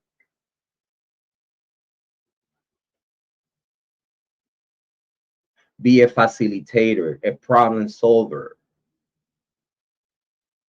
That's who I am. I'm not gonna come here to YouTube True Crime and waste my time telling you stories that I know it will have shitload of views and shitload of clicks and then play you mine out. Because believe me, it's a lot of fans, it's a lot of viewers that are gullible. If I really wanted to sit here and tell you anything, any fucking lie, you wouldn't believe anything that I tell you. Because that's how y'all work. I'm not saying everyone. I'm not saying my mods. I'm not saying my subs. But it's a lot of fans and a lot of viewers out there that are gullible. Just because they like a content creator, just because whatever with the content creator go and tell them a motherfucking lie, knowing that it's a lie, or don't know that it's a lie because obviously they didn't do their homework, but they heard something from a content creator that it sounded good and they have a whole bunch of views on that topic. So they're gonna go and utilize and piggyback from the information of that content creator that it has shitload of views but don't know a fucking thing. But just because they have hundreds of thousands of subscribers and hundreds of thousand views, that do not mean that you know a fucking thing. That don't mean that. Just your views and your subscriptions do not give you the right to be right. You have to gain the right to be right. You have to make it make sense. You have to speak the good shit. You cannot sit here and fumble the ball and make yourself look like a female content. I'm not gonna mention her name because I'm not trying to start shit with other people. I already started shit with her anyway, but I'm trying to slow down. I'm trying to become a better content creator, and I'm trying to really show you what I'm all about. I've been doing it for the past 2 years. There's some people that just still lost in the sauce. But this one content creator, before we go to the Idaho 4 case, this one content creator never went live because she knew she was a dumbass, and she knew she a fake, and she knew she's a hypocrite, and she knows she don't have like the smarts to go live because it's gonna be a whole bunch of people that while she's live, Even though they telling her, hey, there you go, you're doing great, and da. But they behind her back, they laughing at her. Her own mods, her own people, her own subs. Like they literally send me emails and laugh about, yo, go and watch her, go and watch this person live stream. She a dumbass. She get excited of nothing. Oh my God. Oh, she's distracted. She's reading documents and warrants to you, and she's lost. She look lost. She fumbled the ball all the time, and she look hypocrite. She really, you could tell that she don't want to go live, and the only reason why she's live is because I told y'all a long time ago that this person will not go live, because if she go live, that's the reason why she only make videos, because you could edit the videos and make yourself look good, but while you live, ain't nothing you could fix. If you talk stupid, it's gonna be there. If you talk ignorant, it's gonna be there. If you look confused, it's gonna be there. If it look like you're dropping the ball and you having a brain fart, it's gonna be there. If it looks like you really don't want to be there, but you only want to be live because Jrod say that you will never go live because you don't have you're not talented like that. Because everyone, if you go live, everyone will know how hypocrite you are and how not smart. Because this is the point. When you go live, you could tell what people's all about. You could tell. You could tell. When you see this content creator reading you the warrants and reading you the docs, but she looked like she don't know what she's talking about. She say a whole bunch of nonsense. And she really looked like she don't want to be there. She's only there because I said long time ago that this person will never go live because we all would know how hypocrite she is. And that's exactly what the dumbass did. Now she's going live all the fucking time. And I'm fucking tired of her own moderators and her own subscribers. I love y'all, subscribe to me. But I'm tired of y'all coming to me and fill up my emails and stuff like that, telling me like, yo, Jrod, go and see how stupid this lady, look how lost she looks. She's saying things that don't even make sense. She's saying she's inventing shit as she go and making it sound good. Like we're not looking at you and seeing what you're doing. You look lost. You look like you don't belong live. You should keep just doing videos. Because every time you go live, you own chat room fucking burn the fuck out of you. So why the fuck you go live? When you own people is laughing of you. You own subscribers. You own mods. I literally fucking burn you to death. Listen, I watch the live streams. I watch and I sit here with my popcorn and I laugh. I literally make me feel good when I see a content creator that show me hate in the very beginning of the Kylie Rodney case. When I had like 100 subs, but I was talking about the Kylie Rodney case, and here we have this dumbass female that started at the same time I started. But like, you a female, of course you're gonna get a whole bunch of subscribers because you're a female. You're gonna get more views because you're a female. Ask anyone, guys move a little slower in YouTube than females just because they females. And it don't matter if you ugly. It don't matter if you ugly and fat. But people will look at you. People will click on your show just because you're a female. That's it. It don't matter how fat, ugly, how stupid you sound, how racist you sound, ignorant, uneducated, lost, ghetto.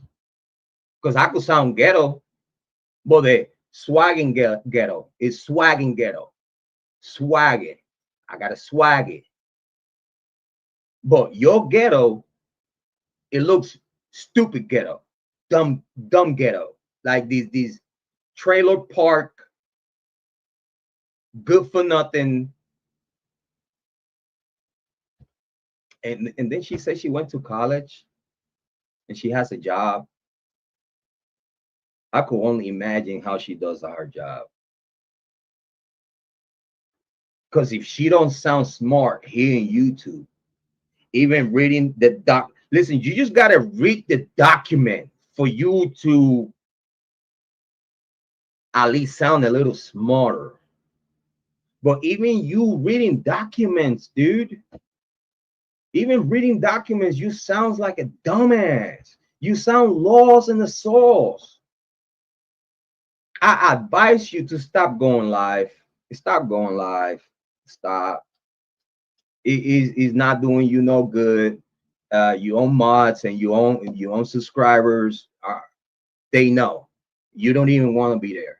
You don't even want to go live. The only reason why you go live is because I said that you will never go live because you're not talented like that. Right after I said that, then you started going live. Because you, of course, got to go against Jrod on Point since Jrod on Point got here to YouTube True Crime talking about the Kylie Rodney case. When you was one of the idiots that thought in the very beginning that it was an accident. And infuriate you of people talking about the young adults, they could be the killers. Make that make sense? So with who you team Jesus or team Satan? You got to pick and choose because you cannot have two lords. You cannot pray to Satan. You cannot pray to Jesus and then go and play with Satan. Jesus will strike you. So you need to pick and choose for who you're working for. And stop going live. Stop going live. Stop going live. It's not doing you no good. It's not doing you no good. I'm telling you. You know in the back of your head, it's not doing you no good. So just leave it alone. Move on. Keep doing your videos. Keep doing all the new channels that you just made.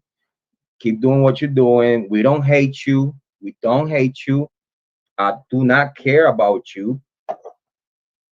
But your worst mistake was coming to my comment section as a content creator and talk shit about me because you end up being on my radar up to this day today. And you've seen the videos that I have made about you. They are nothing but the truth. They are nothing but the truth. Especially that one video.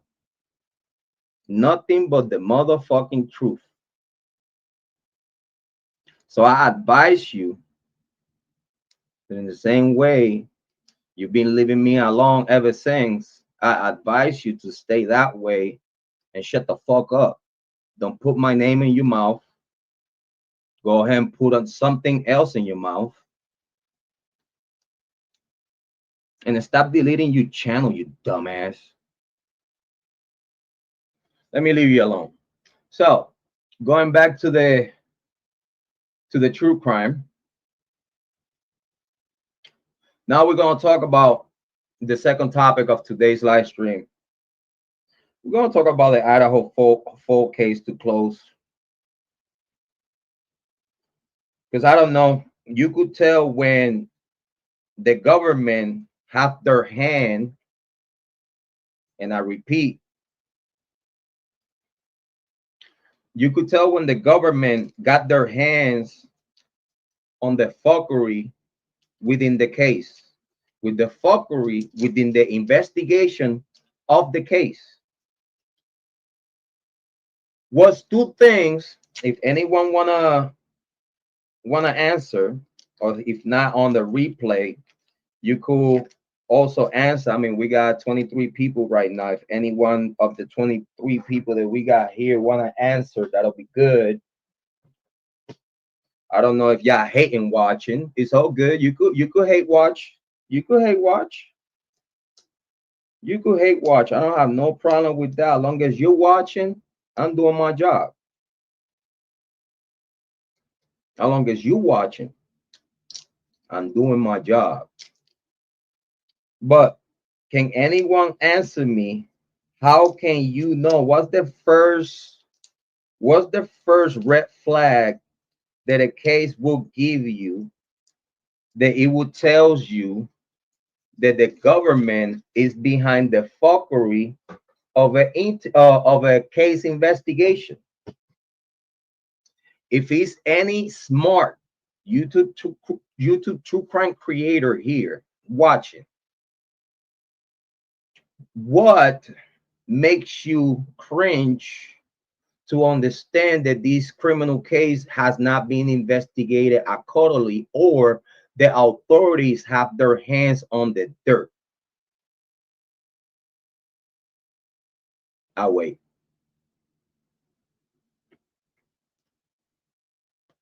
Hopefully, it's someone smart listening. Actually, I'm gonna tell you more. What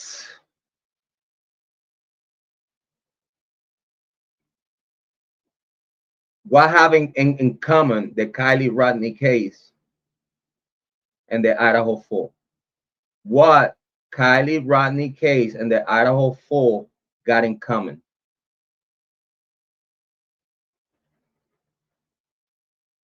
I'll wait.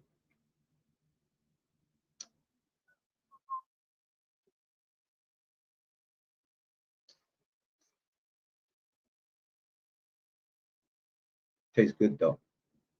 The bomb. I love peaches. I love peaches. Well, it seems that no one knows the answer. The Kylie Rodney case and the Idaho 4 case have the forensic report botched.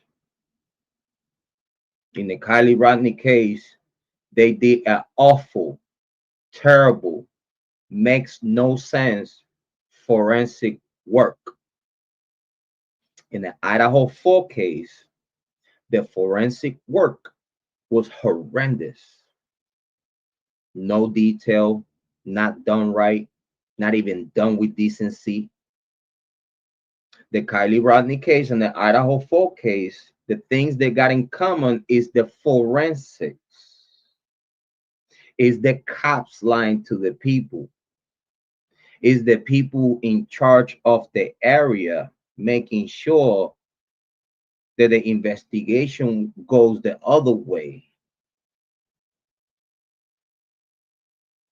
This is why I'm here, because the Kylie Rodney case is very, very similar on the Idaho 4 case.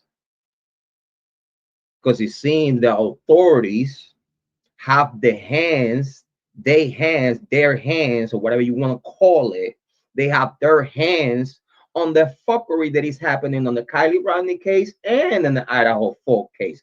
The only people that we could blame about in the way the investigation went is the authorities. Because then we got to blame the killers for killing.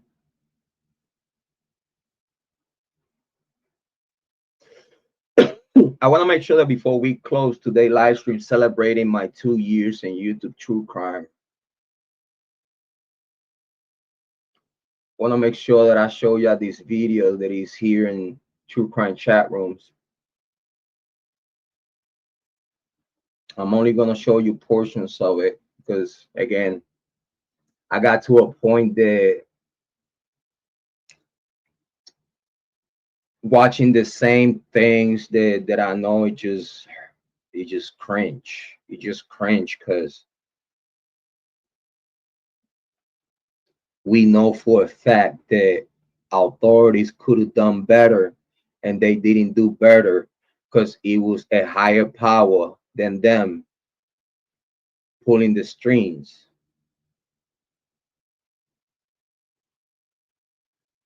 So let's listen to these covers of KREM. Big shout out to them. Thank you for the collaboration. Big shout out to Crime 2 News. Big shout outs to them. So let's listen a little bit about the Idaho 4 case.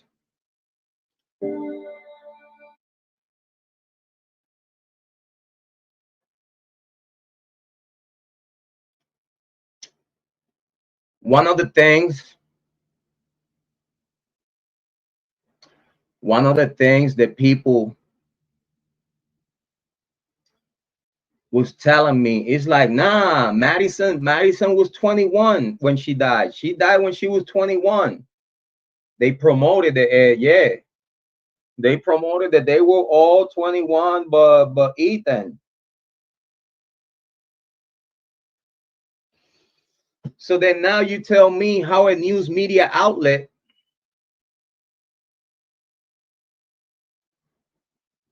made Madison Mogen 20 years old.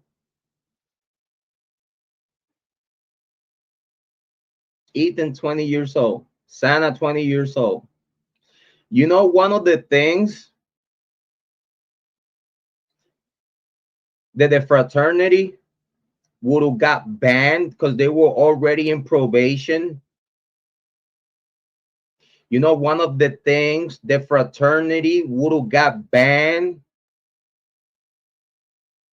is for allowing their adult members selling alcohol or buying alcohol for someone underage. And when I mean underage, is not non-21. If you are not 21 years old, you're not allowed to drink, especially in college premises or college communities. Zones, protective zones. That's where the rules and regulations is supposed to be followed the most, right?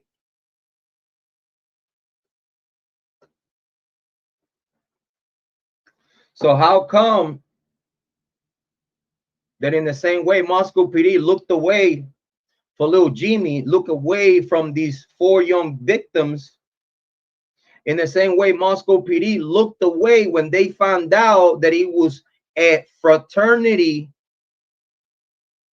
grown adult, young student, but over 21 or 21, purchasing alcohol for Ethan. That's a bannable. That's a bannable. You get banned.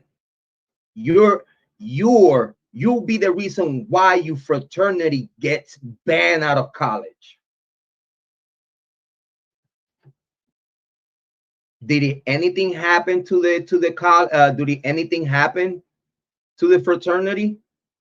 Did anything happen to that fraternity member that he was purchasing alcohol for Ethan? Having Ethan sending a transaction, confirmed transaction from Ethan to that one person, and very clear say for alcohol. You know that anyone that knows what I know knows that that's a strike in a university hemisphere. That's strikeable. The fraternity could get strike for that. And if they were already on the probation and you realize that a adult member is purchasing alcohol to a non-21 student, that fraternity was supposed to get strike and gone because they were already in probation. They were already red flag. How come the Moscow PD did not just look away from the real killers? Because they did look away while knowing the killers, while knowing this is the people that we need to protect. And I'm going to repeat for those that I'm listening. The university is not protecting the killers for the reasons why. They don't care. The University of Idaho do not care who killed them, how they killed them, or why they killed them. The problem here is that it's 4 dead young students and university community inside of a sorority house that belonged to the University of Idaho. That's the problem. The problem is how can they will cover not just the death of the reasons why, because remember, authorities, this is the simplistics, this is the basics of a criminal investigation that I'm fully aware. This is the basics of a criminal investigation.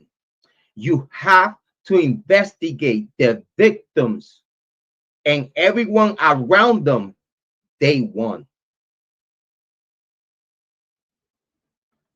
We are not supposed to have warrants for things months later. We don't need warrants of things a year later. No, we need those warrants. Listen,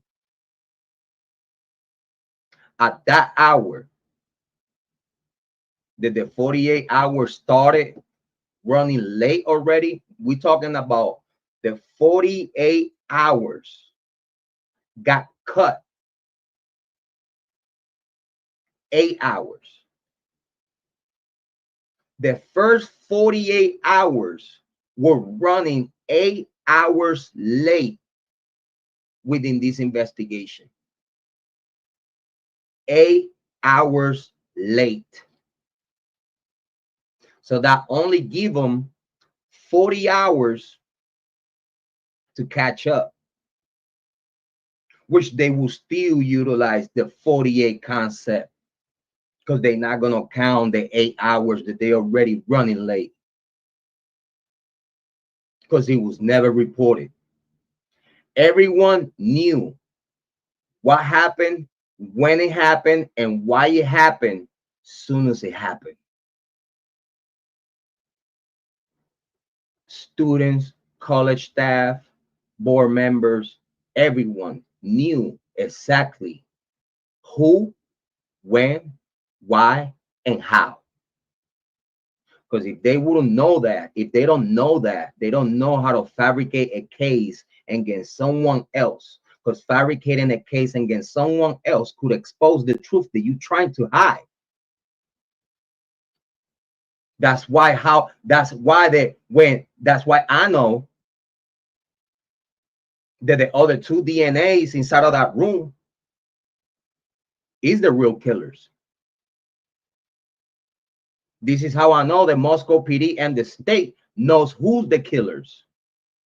They know. That's when they knew who was the killers, through the DNA. They hiding the information. They hiding the information of those DNA evidence, because they know it's attached to the University of Idaho and people within the University of Idaho. I want to make sure that I explain for those that are listening. The University of Idaho did not cover this crime because whoever or whomever or whoever are the killers. Or the reason why. They don't care. If it was Jack Decor and Maddie's boyfriend, if it was anyone attached to the University of Idaho, it don't matter who it was, they would have done the same thing. I totally understand that some people gonna believe like, but you know, a broken heart and some jealousy and some jealousy rage and something that little is not gonna be a reason enough for the college to cover that. It's a bigger reason for the University of Idaho to try to cover this crime, because it is a domestic violence going wild. This is a bigger reason to cover this up, because now shows that the man in that university is weak, because he shows that the man and the culture of that university is not safe. And if they could have a domestic violence incident that it went massacre in the University of Idaho, do you know how that university is going to look like? Oh, we have 4 young adults die because Ethan fought with an idiot at the frat house, and then it was this other idiot that wanted to kill Kaylee, and then it was this other idiot that wanted to kill Madison, and the same idiot that wanted to kill Ethan wanted to kill Santa because he got ignored. Because that's real incels. That's how you're gonna know that the community of the University of Idaho is educating incels, unsecure. You know that the only thing that you have is the money that your dad have, because you broke. You broke. You only have your daddy's money. You broke. You only have family money. You don't have your money. And everyone knows that. And that fuck your ego up. That fuck your ego up. You can tell it, you cannot take a no. You cannot take a no. You cannot take a loss. And that means losing your girlfriend or losing your dog or losing whatever. Losing reputation. Everyone in the whole vandal community looking at you like, you remember what you did to him? And everybody laughing at you. That's why you have to kill her. And then kill her friends too. Because everyone within the inner circle had a reason to kill all four. This is why when harsh reality say there is a chance that both floors were the target, Ethan, Santa, Madison, and Kaylee, I believe that. It could be right. It could be right, because remember, these four young adults were tatted. They had a bond. They were tatted with the same initials. So all four is a package. So if that package got multiple enemies, it takes only one of those multiple enemies to have the courage to say, we are going to kill him. Especially if it's someone that he has influence within the vandals. Their family are very influential and whatnot. I know it was some love letters running around and whatnot. All those love letters went shit. This is what I want people to understand. You have to be very smart. You can't be naive. You cannot be naive. You cannot think pink. You cannot think pink. That's what you can do. And there was some love letters and stuff like that, but guess what? All those love letters went shit when Kaylee left Jack Decor for no reason. So you're gonna tell me that Jack Decor, that Kaylee loved Jack Decor so much, but then now you tell me why? If you said some love letters doesn't make you think that Jack could have done it. It should tell you, the same love letter should tell you that he did it. Because you see all the love letters, right? So now think about it. What could have happened for Kaylee Goncalves out of nowhere left Jack Decor? Did she find out that Jack Decor is having a baby with her sister? And that's why Olivia Goncalves is actually promoting since day one that Jack Decor is 1000% innocent. Way before her dad, way before her mom said anything about Jack Decor. The first person that he came out the mouth to protect them, way before they were clear Actually, Jack the Court were clear right after that. When Olivia Goncalves said, I know 1000% that Jack the Court did not have nothing to do with this. Would you saying that because the baby that you have is Jack the Court's and that's the reason why Kaylee left him? And it's a chance that she could have got pregnant by one of your enemies or people that you know that you don't like, just to hit you over the head and give you the same medicine that you give to her? Again, this is allegedly, right? This is allegedly, right? Huh? Because nobody want to say that it's a chance, it's a possibility that if Olivia Goncalves at this day today has a Jack the Court baby that no one knows, that will give her a reason to protect him. That will give her a reason that if she knows that he's gonna do that to his sister, to her sister, and like we know for a fact, we know this for a fact, that Kaylee and Olivia never got along. Olivia Goncalves hated Kaylee. That's a fact. All this shit that they talking about, that they were so much. Listen, she wouldn't have the pissed off face on her face when she got interviewed, because she had the pissed off killer face, acting like, instead of be like, oh, my sister. You didn't cry for your sister. You was like you was hiding something.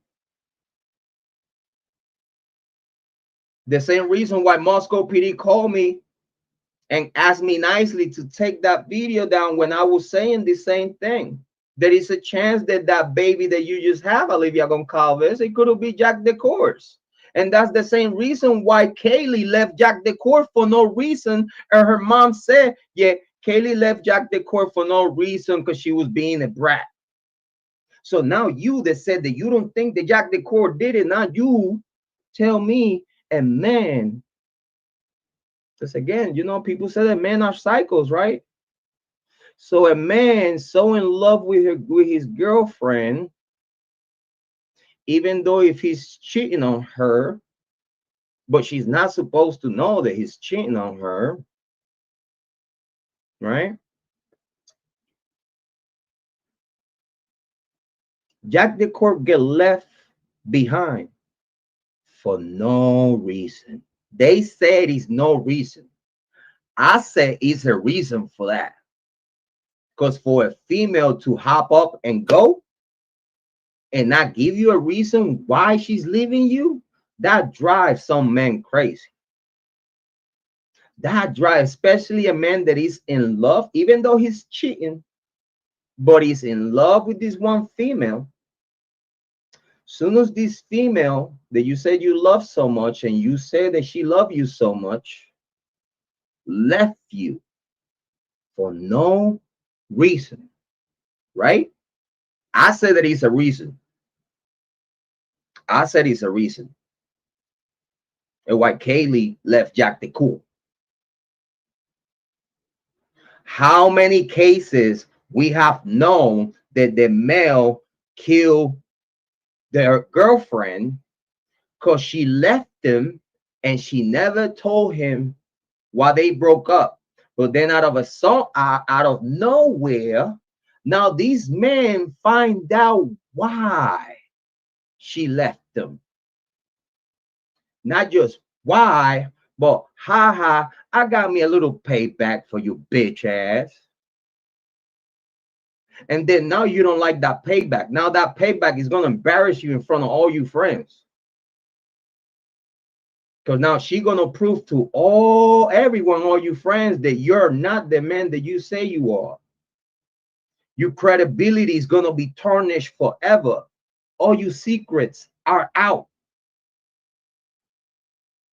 That's more than a reason. It's unexcusable. It's no excuse, because there's no reason for no one to deserve to die. But for a killer, for an insecure man incel, the specialist said, think that he's God, thinks that he's a little bit too much of what he think he is. People need to know that for less than that, females and males have gotten killed. For less than that. For less than that, I want content creators to stop being naive and stop satisfying the guilters. Stop. Forget about your views. Forget about all that shit. Because the only thing the people that seems a little confused, I believe that they still pandering to the guilters. He's like, well, I believe that he's not Bryan Kohberger, but I also don't believe that the vandals could have done it. So I'm trying to be nice. I'm trying. But it bothers me. It really is cringe, and it's upsetting when people that I know are very smart, that I know they super smart, just be like, well, I don't think that he's Kohberger, but I also don't think that he was Jack Decor. For who you work for. Because then you sit there and take your mind to something bigger to give yourself a reason to think like, well, I know that he was not Bryan Kohberger. So if you know that it was not Bryan Kohberger, now you want to give yourself a reason to be like, well, it could be human trafficking, it could be drugs, it could be the cartel, it could be sex trafficking, and then you wanna give yourself a bigger reason for this to happen than a simple domestic violence going massacre. A simple domestic violence going massacre. That's what this case is all about. I don't even want to play this. I played these millions of times. I want to also leave it there because for the people that was like, oh, Jrod, you don't know what you're talking about. You said that Matty Morgan, he was 20 years old. Well, you stupid. Here, eat that shit. Eat that shit right there. What he said right there next to Madison Morgan. And you know that news stations changed it.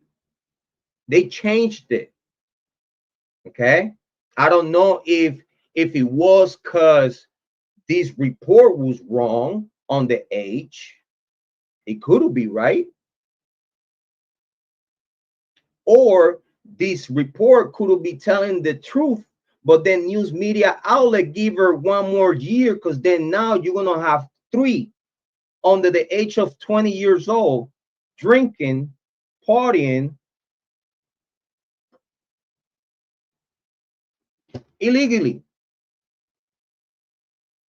No college want that. Yo, might as well let's put a 50-50, you know, Ethan and Santa 20 and we make Madison 21.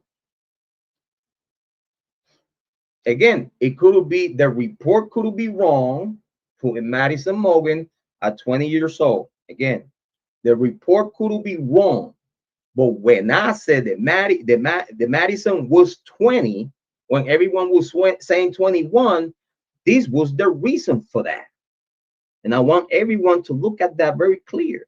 He says 20 years old. So if by any chance the report was wrong or was right, then I'm right or I'm wrong. But it was because the news media report. Okay. Let me go to the chat real quick.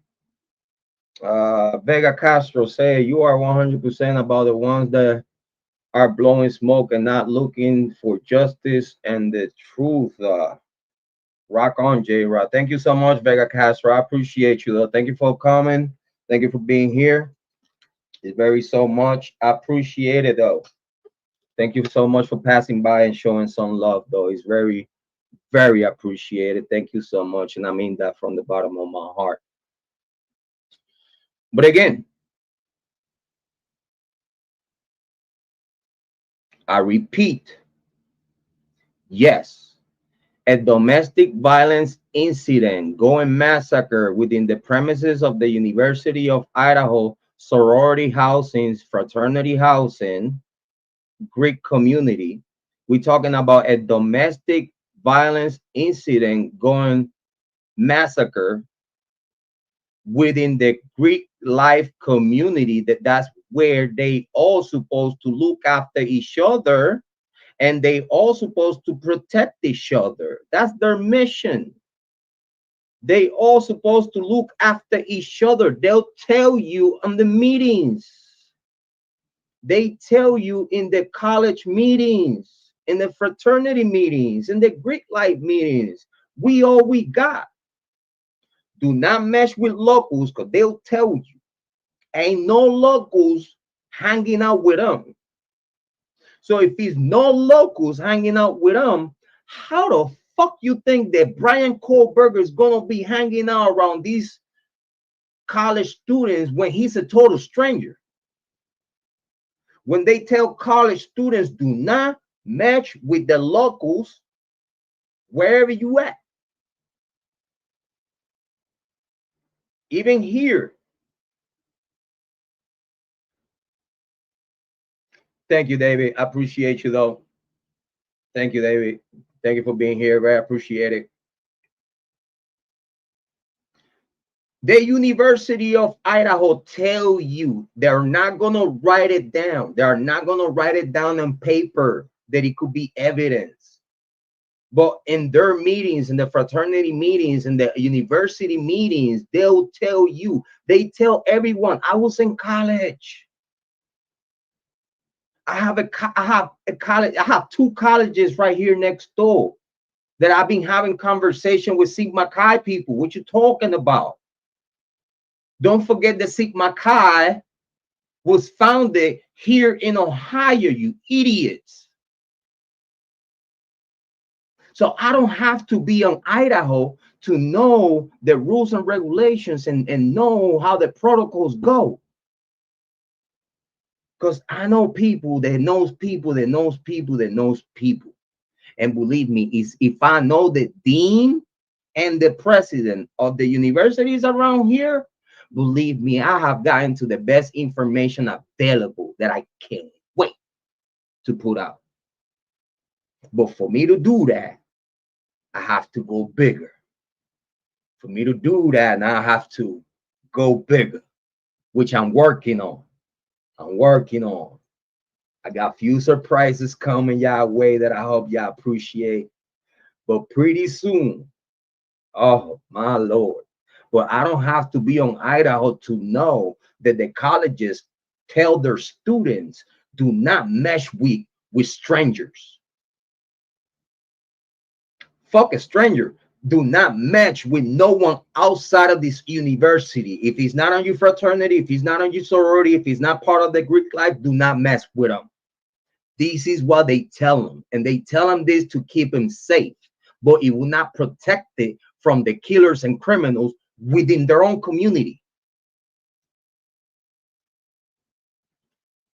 MPD, murder at Purple Heart recipient. Yes. Moscow PD and Pullman PD. He didn't want to cooperate with their fuckery.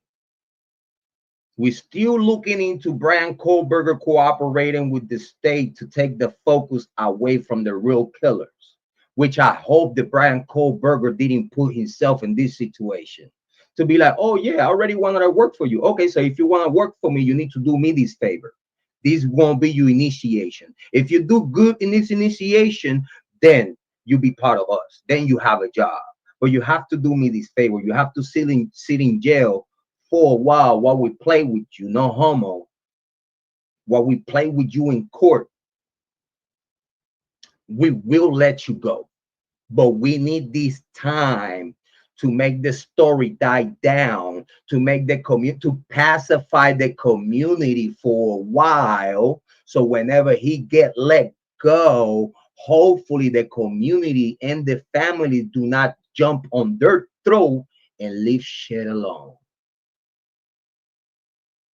Which it looks like they doing all this shit purposely, because again, they know the system and they know how to play with it. Okay?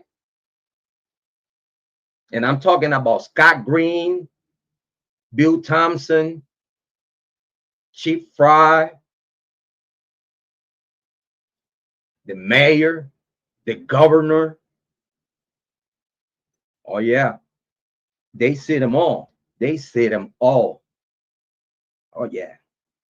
And Scott Green, I bet you he told him, like, you know, if I go down, all of you are going down. So you need to stick with me on this one. It don't matter how, who, when. You have to stick with me in this one. And they were like, all right, whatever you want to do. You're a billionaire. All right, whatever you want to do. Well, you know what you're doing, right?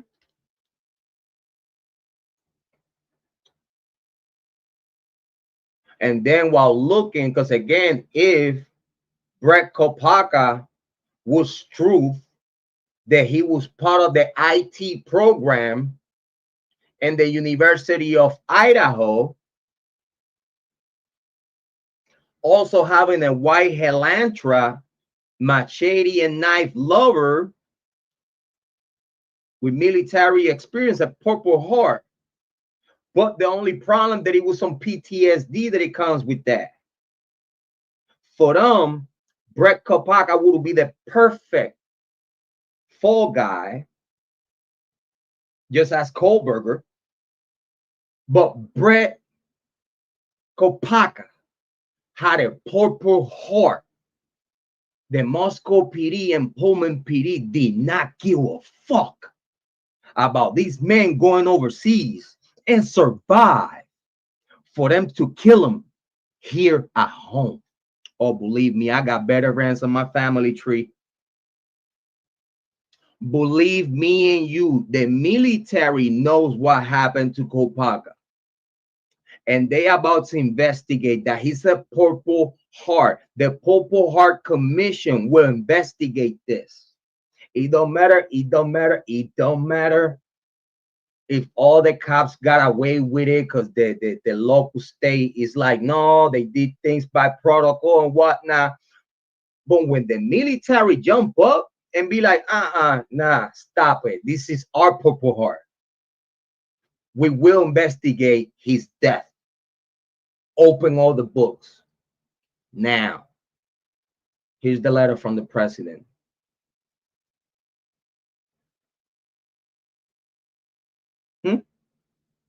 How you like those apples?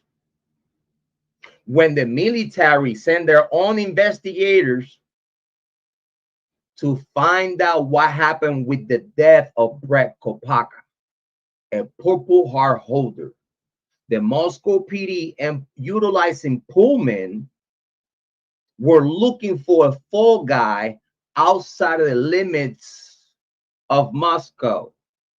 So they wanted someone outside of the Moscow, outside of the state, outside of everything. Huh?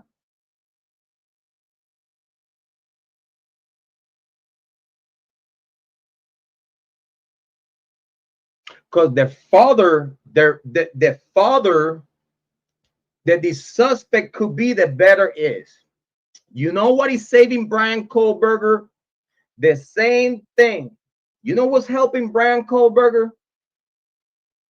The same thing that they utilize to pick and choose him as the suspect. What is that, Jrod?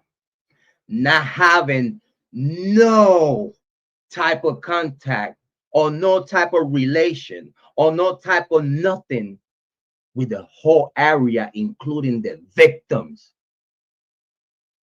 So they wanted someone that the whole community will hate. Because if they pick anyone else within the community, it's going to be people crying for them, making letters to the state. How in the heck you gonna have my son? My son was with me. But they wanted someone that don't have no attachment to the University of Idaho, to the victims, to no one. Like, they wanted someone totally in the same way they isolated the victims. Now they're looking for someone that is isolated, that they could use. I believe that the reason why they killed Kohberger is because they told him that they need him. I believe when he's seen Chief Fry and he see his buddy Payne outside of his door, he already knew that he was about to get framed from the death of these 4 young adults. David said, Jrod and True Crime is the foundation channel for all the other channels to build from. Thank you so much. I appreciate you. Real talk, communication, logic, and all based in love, not hate. Yeah, it is though. It is. I'm a parent. I got kids. You know, yeah, I might be a little bit upset and I'm not very happy with the investigation and stuff like that. But at the same time, you know, we support law enforcement. You know, the buddies are my buddies right here in the PD and the local PD here in Alliance. They could tell you they love my kids. They love me. If you ask me, they see what I'm trying to do for the community. You know, shit, my daughter was hanging out. My daughter, yo, listen, my wife and my kids were in the store, right? They came out of the store. And this one officer, I'm not gonna mention his name. Big shout outs to you, big guy in the investigation around here. He seen them. He stopped to say hi and to hug my kids and how y'all doing. My daughter took a picture on his cruiser. She asked me, "Can I take a picture on the cruiser?" He was like, "Yeah, but I'm gonna put you in the back of the cruiser." Oh, my daughter's so cute. She was sitting in the back of the cruiser like, Mommy showed me the picture. I was so proud of my daughter. No, I appreciate you, David. I appreciate you though. I appreciate you. We have many collaborations with many beautiful and amazing content creators here in YouTube True Crime.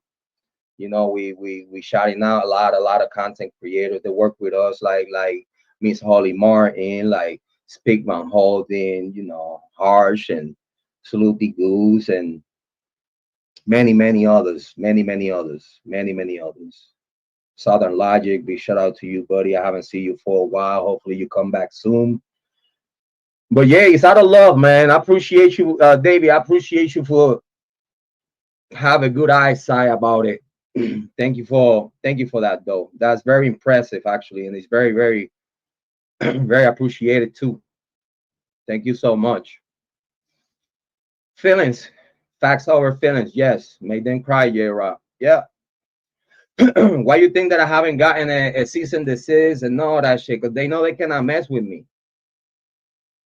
Listen, if these people do a little background check like they know how to do, and check my family tree and the names on my family tree and stuff like that, they be like, nah, we cannot mess with this guy. Leave him alone. Leave him alone. Leave him alone. He's one of us.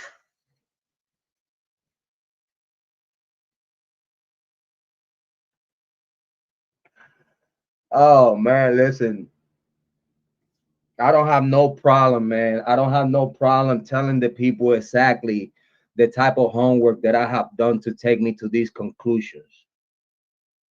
The conclusions that I know that Kohberger was murdered because he did not cooperate it, for the simple reason that he is not going to put a stain.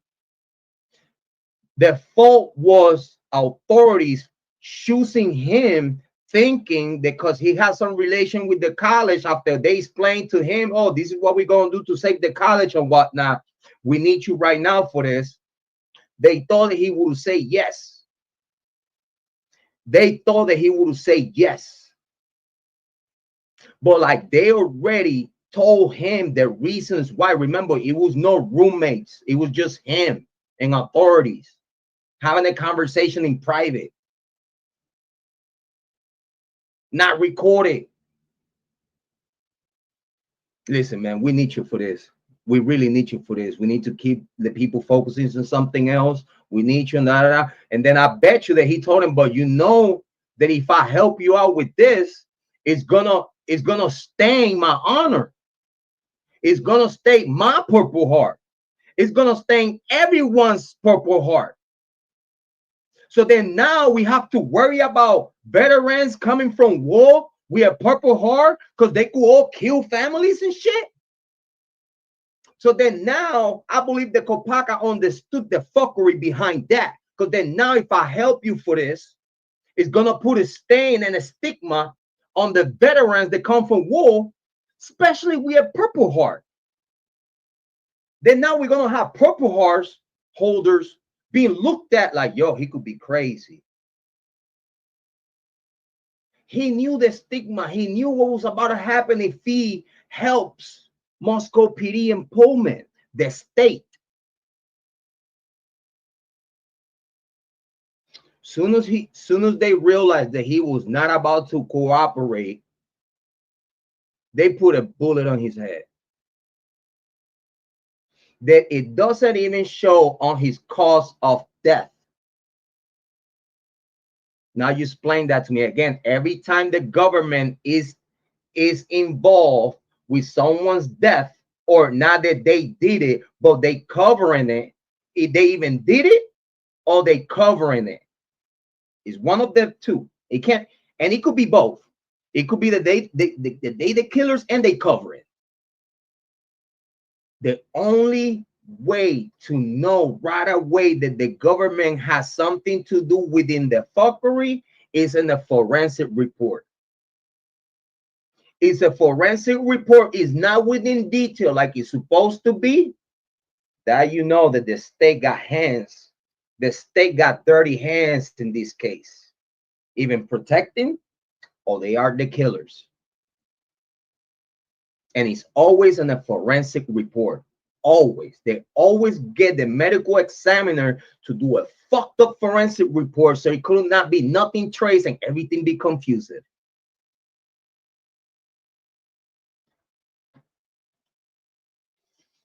David said, we see you all here though. David, is you Brett's best friend?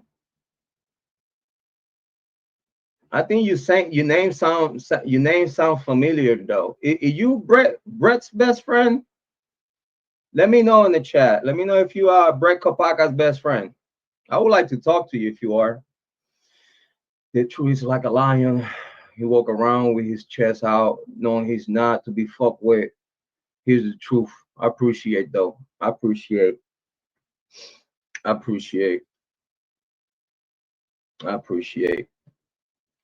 But yeah, for the past 2 years, I'm very happy to render my services to you, the YouTube true crime community, their viewers, their mods, subscribers.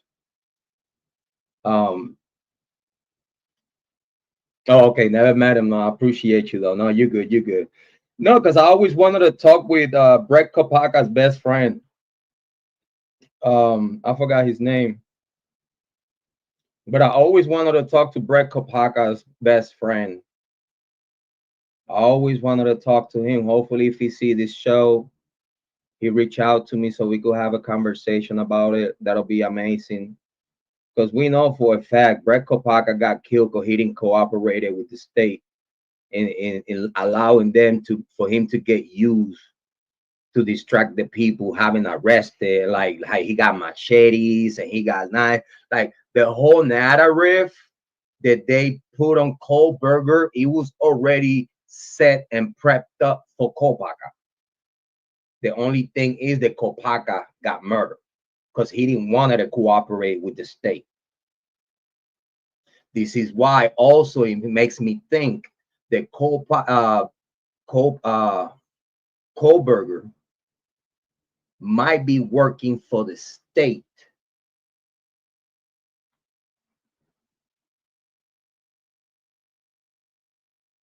allowing the state, because remember, not just because in a way the Brett Kopaka went down, but also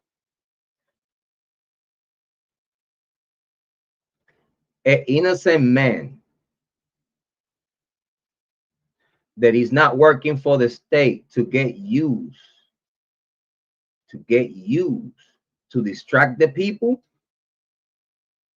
that is not there as a fall guy to distract the people. For example, me, if I was here in Ohio and anyone, let's say, come from anywhere and say like, yo, we you arrested for this and this and this and that, whatever in whatever state, I will fight extradition. I will fight extradition. Because then, okay, you want me that I know I'm innocent? You want me that I know I'm innocent? I will force you to drag your bitch ass all the way from wherever the fuck you are, all the way to Ohio, with all you boxes of evidence and whatever the fuck you say you have about me. You motherfucker better make sure that you bring everything to my extradition hearing, because I ain't going nowhere with you until you prove my state that you have at least minimum proof that I did a fucking thing. This is how and why I believe that Bryan Kohberger is working with the state, allowing the state to use him as a bait. Especially because that man is smart. That man has a master on criminal justice. Was about to get a PhD on criminal justice.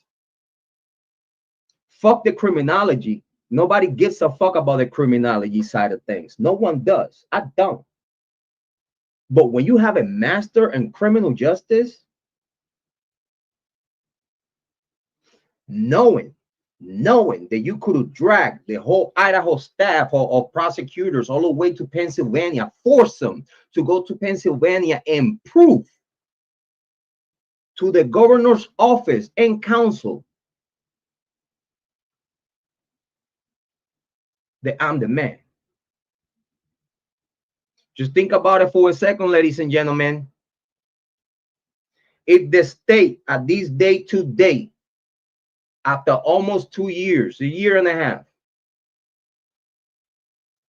do not have nothing that the defense team could say like, we have to take a plea here. I don't think we'll be able to beat this, okay? We need a plea right now to save your life. At this day today, even though the state has not given the defense team anything, they have given the defense team nothing they will point at Kohberger. Nothing. Just imagine if Kohberger would have fought this case in Pennsylvania extradition.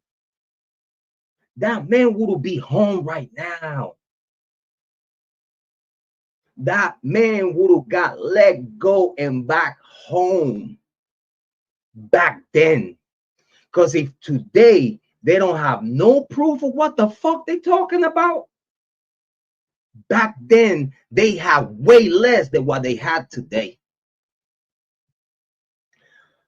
This is what it makes me feel, that Bryan Kohberger is not that innocent at all. Because he could be the one allowing the state to play with him in court, waste money, waste time, all these other bullshit. For what? For after all that shit, he will be let go back home, and we still don't have no killers. This is how we know that the University of Idaho had their hands. Scott Green has his hands in this case. Because only a powerful motherfucker like him are the only ones that had the power to move the whole state this way. This is how we know that the fraternities and sororities are involved, because other officers and core staff and state staff, everyone in the motherfucking DOJ is a motherfucking fraternity member or a sorority member if you're a female. Of course, this fucking case is gonna be looking in the way they looking. They even control the fucking news media outlets. Who the fuck you talking to? You more than naive if you're gonna tell me that Scott Green, knowing that if the university goes down, it's $1 billion business going down. Don't you think that he will not give a fuck about his own freedom just to at least try to save his money? Save all the private business that he make money from while using the credibility of the University of Idaho? Because you know, as a public entity, you cannot use the name of the University of Idaho for nothing that is profitable for your own pockets. Because the University of Idaho is a public entity. Scott Green, I can't wait for you to go fucking to prison for life. I can't wait. I can't wait to literally see you in handcuffs, part of this case. Part of this case, because you were head honcho. You're the one that allowed this case to be where it's at today. And you can't say you didn't manage the whole chaos, because you made a book saying how to manage this chaos. So you prove to everyone that you motherfucker are the one behind of what's going on of the Idaho 4 case. And you do know the killers. You was inside of that house right after it happened. You know that. How do I know that? I might be just an Illuminati just like you.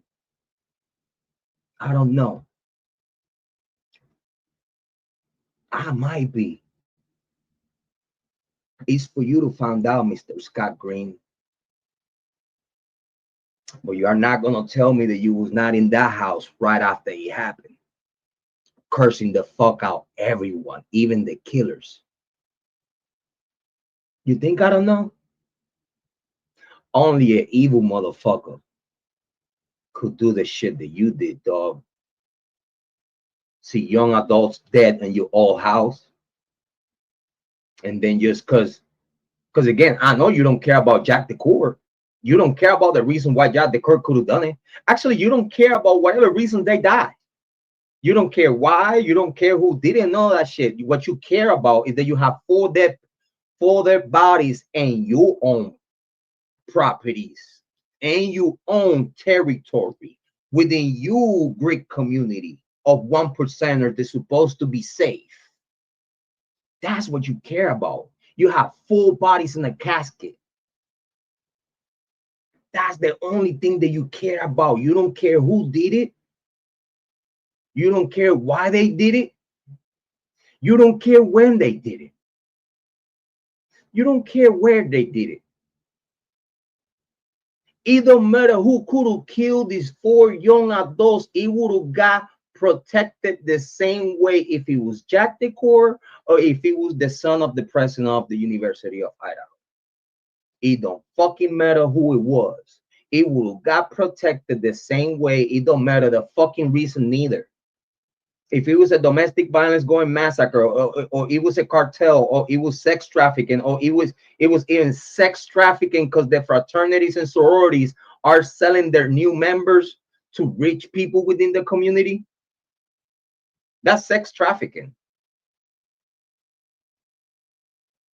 It's really not human trafficking. Human trafficking is when you bring one person away somewhere else and you traffic and you sell that person.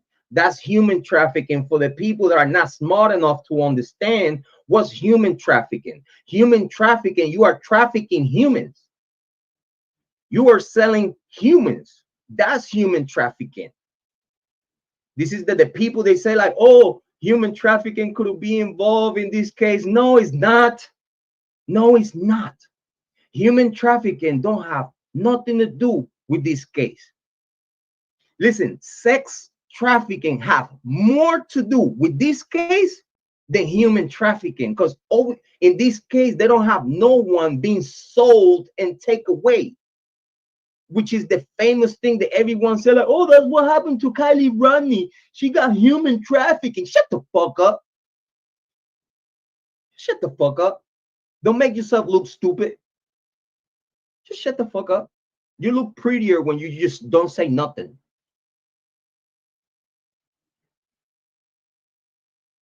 But if you go out there and say, like, you know what, I believe that sex trafficking could be involved with this, because the sorority, the new pledges of the sororities, 9 times out of 10, they get sold to have sex with the elders of the cult.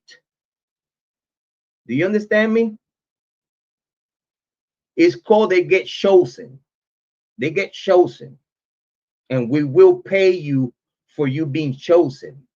And tonight you're gonna spend, let's say, the whole night with Scott Green tonight. But why do I gotta sleep with the president of the University of Idaho? I'm only here for education. Well, bitch, you have to do it.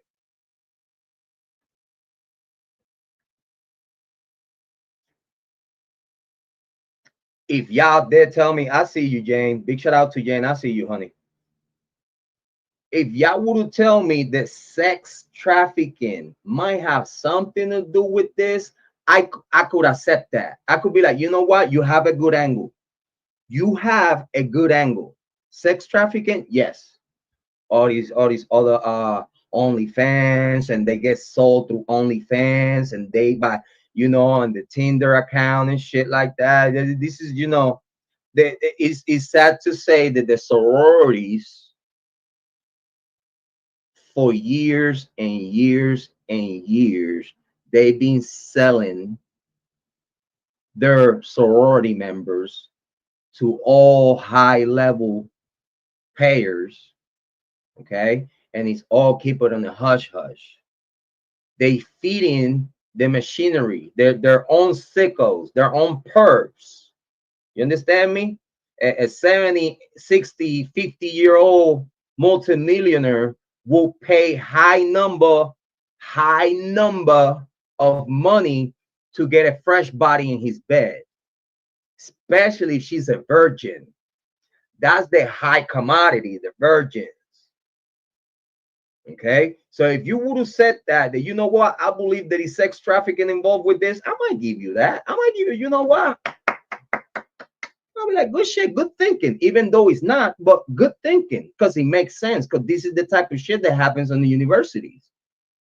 But then when you say human trafficking, so that doesn't make no sense, because if one student disappear from the college and never come back due to human trafficking, you know that the whole college is going to go down. So you know they're not going to do that. So, you know, let's just be a little bit more. And yeah, I'm glad that you said that, David. Let me get back to the chat real quick before I go, because I want to show love to my sister. Big shout out to Jane. Jane, you're not late. Yeah, you're late. Big shout out to Jane. Thank you for coming. Very appreciated.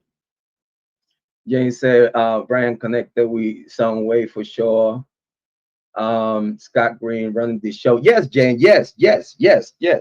He, again, it's like I said, he might not be connected with killing perhaps, but he is connected because he's allowing the state to use him as a bait. Okay, boom, we have someone. So like that, the community stay calm. The community think that they doing their job, and the community will not ask questions of like, who could be the killers? They think they smart though. Listen, they think they smart. They swear to God they smart. Believe me. Believe me. Rich people, they believe that they could get away with murder. I swear to you, I promise you, I have been around rich people my whole life. I was rich at one point in my life. Now I'm richer. You understand me? So rich people has an ego that they think that their connections, their money will suffice anything. Until they don't realize with who they fucking with. Big shout out to Jan. Jan, you're always positive. I appreciate you though. Thank you so much. I appreciate it. David, say if the true killer see justice in the University of Idaho, we see to assist. Yes. Yes, that's the bottom line. That's the bottom line. Because here's the thing. In the first 40 hours of the investigation, they needed to investigate the victims and the inner circle. Overall, this did not happen. The victims did not got investigated the first 48. The inner circle did not got investigated the first 48. They did some interviews. They are nowhere to be found. They interviewed Bryan Kohberger, nowhere to be found. They interviewed Jack Decor, nowhere to be found. They said Jack Decor give an alibi that he was sleeping right next door. He was right next door. He was right next door sleeping while his ex-girlfriend is about to leave the state. That she only came by because she was lured by Dylan to come back and be her plus one, but they never hanged out. She invited her to be her plus one, but they never went nowhere. Don't you think that's weird? Oh, I'm gonna go ahead. Hey, Kaylee, yeah, come on over. Blah, blah, blah, blah, blah. Yeah, you come and hang out with me. You're gonna be my plus one, and then by the time Kylie gets there, is nowhere Dylan to be found. So then now, of course, you're gonna hang out with her best friend Maddie, because it's the last day, literally, that they're gonna hang out together. But you're gonna tell me that Jack Decor was sleeping right next door of the crime scene, that you know for a fact everyone in that block heard everything. Everyone in that block heard everything. Everyone in that block heard everything. And knowing the people that is inside of the house, knowing that Kaylee's inside of the house, while everyone hearing people yelling and screaming, begging for help inside the home, no one went to Jack Decor and knock on his window or knock on his door and be like, yo, something's happening on your girlfriend's house. Or you slept through that. Get the fuck out of here, dog. Ain't no one believing not a fucking thing. It doesn't make sense. You was right next door where your ex-girlfriend that you just hang out. You just hang out with her at the club. You was talking to her at the club. You was talking to her at the club. You knew that she was about to be at the house. And you're going to tell me you went to sleep? Shut the fuck up. Ain't no one telling me that stupid ass alibi. If you thought that Bryan Kohberger alibi was stupid, Jack Decor alibi is more than stupider. And Dylan Mortensen, the first alibi was that she didn't see or hear nothing, and she was at the first floor with Bethany. At Bethany's room. Soon as she realized that she couldn't use Bethany for her alibi, then now Moscow PD allow her, after she already told Moscow PD, I didn't see nothing. I was slipping. That was the first alibi. Very first. Then a few weeks later, now you in the second floor and you see and you hear things. If it was me investigating this case, you'd be locked up long time ago, because I know I could get me the killers with you. Because you're dumb enough to change the alibi that you already gave to officers for a second time. For first time you change it, but it's your second alibi. If it was me investigating this case, I will have the killers lined up already, just arresting Dylan. Just arresting Dylan. Which you could arrest Dylan and have her for the next 48 hours, 30 plus hours, whatever. You could have someone locked up and questioned until either they crack or they don't know nothing. The same day that Dylan Mortensen changed her alibi from I don't hear, I don't see nothing, and I was in the first floor, all the way to, oh, now I was in the second floor and I hear and I saw. If I was the investigator, I would have already had the killers locked up, because I would have locked her up. I would have questioned her. I would have make sure that she know, listen, I'm arresting you for 4 murder ones right now. Right now. Right now. I'm charging you with 4 murder ones, and you're going to see the death penalty. Do you know how many names Dylan Mortensen would have said in a second? She would have tell you 10 different names in a second. It would have give you all the killers. She would have give you whoever the fuck covered this shit up. She would have tell you exactly what happened for the past 8 hours, that she didn't call no one, but she had all her friends inside the house. You could have your friends inside the house. Huh? But you couldn't call the cops because it's a non-snitching rule.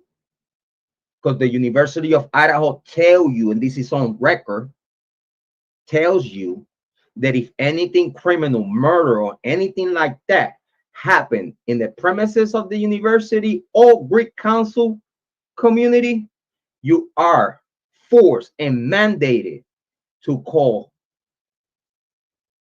the Greek Council first.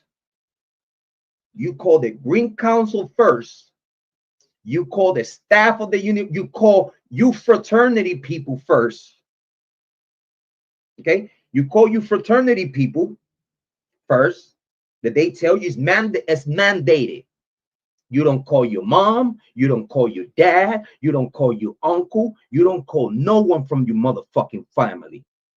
You call us first, and that's everywhere. Not just in the United States of America, but around the world. Okay? And that's rules of fraternities and sororities. That's on concrete. If anything felony, criminal, serious shit happen either around you, to a fraternal people or to a fraternal person, anything that it has to do with the University of Idaho or fraternities or whatnot, you are forced, mandated to call the fraternity or sorority first. Call you agent, you big sister, or you big bro in a fraternity. They're going to inform the whole staff, not just of the Green Council or university, the whole staff of the fraternity, the whole staff of the university. And I'm telling you, they will be in ground zero in 5 minutes. I've seen it before. This is on record. This is the shit that they do. This is what they do. They don't call cops. They don't call no one. The first people that they call is the fraternity or sorority, and then Greek Council, University of Scott Green, and everyone's gonna know way before the police know. Because guess what? The police will get to know through Scott Green, because Scott Green is the one that is gonna talk to whoever is gonna investigate this case. So of course it was 8 hours between death and the call. Why? Because they prepping the damage control, you fucking idiots. Because the fraternity is getting called. Everyone's getting called. It's people from the Greek Council waking the fuck up early in the fucking morning to drive there in the, they will be there in an hour. So of course it took 8 hours to call. Because they all preparing the soil, all alerting everyone to then privately. This is why we know it's no 911 call. All this shit that they talking about is a 911 call. And if it's a 911 call, it's gonna be fucking, it's gonna tell on them. But I believe if it was a 911 call, it disappeared. I don't believe there is a 911 call ever that is gonna come out about this case, because it was never made. It was never a 911 call made. It was never a 911 call made because the authorities in Moscow PD knew what happened to Scott Green. They all got there together. Scott Green, Fry, the lady coroner. Hours later, by 5 p.m. Fuck the 8 hours. They got there by 5 p.m., dog. You got 4 dead people. You got 4 dead people in a college resident area. And you not just take 8 hours. Listen, it's literally 15 to 16 hours before they even start investigating this case. And when they start investigating, it was not even an investigation because they already know who did it. So now the only thing they get to do is motherfucker wait until they have the tools to frame someone due to the real information that they have about the crime. They use a little bit of truth and add a little bit of lie. Okay, we know that the killers confirmed left the area on a white Elantra. Did not drove through Queens Road. No, the white Elantra drove from King Road down the road, from the dead end road all the way down the road in front of 1112 King Road. That's the camera that took the white Elantra. But the white Elantra never came from Queen Road. The white Elantra came from King Road, from Jack Decor's apartment.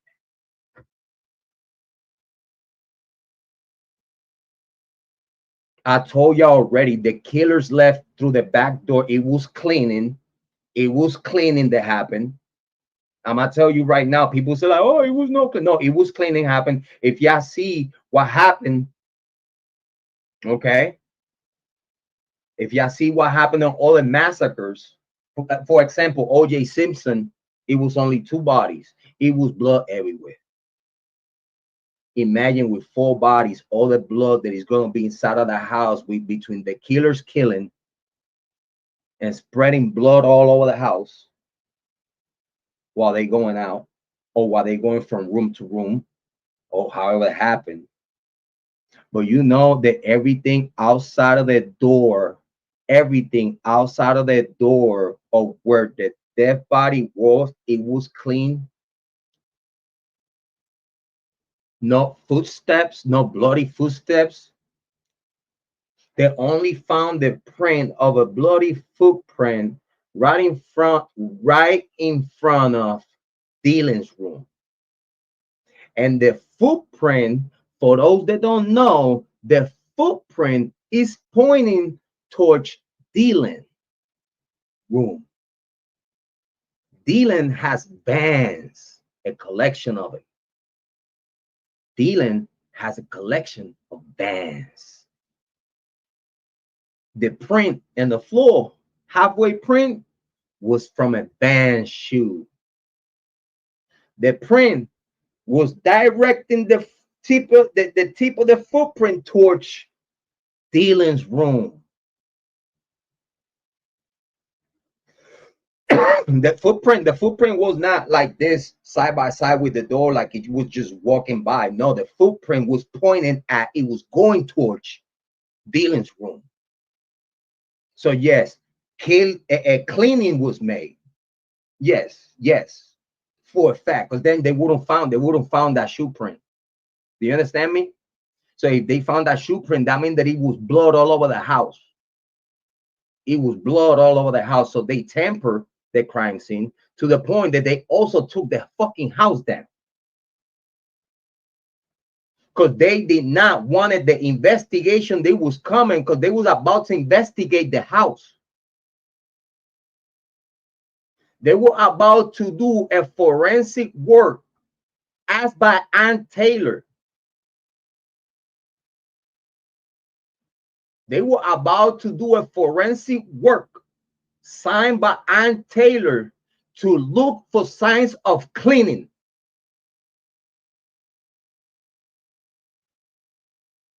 If the University of Idaho wouldn't take that house down, they would have got caught tampering with evidence on a massacre of students from their students. And then now obviously it's going to be a reason for that. So then obviously that means that if the University of Idaho, anyone inside of this house clean and tamper with evidence in this house, like cleaning footsteps and stuff like that, obviously the killers are either within the house or the people within that house enable and help the killing of these young adults. And with that, and a little smile on my face, Scott Green, international businessman, before going back home to run his town. Yes. He said he's an international criminal. He said he's an international worldwide criminal. Some people said that he was on the list of Epstein. Listen, take that with a grain of salt. Take that with a grain of salt. Allegedly.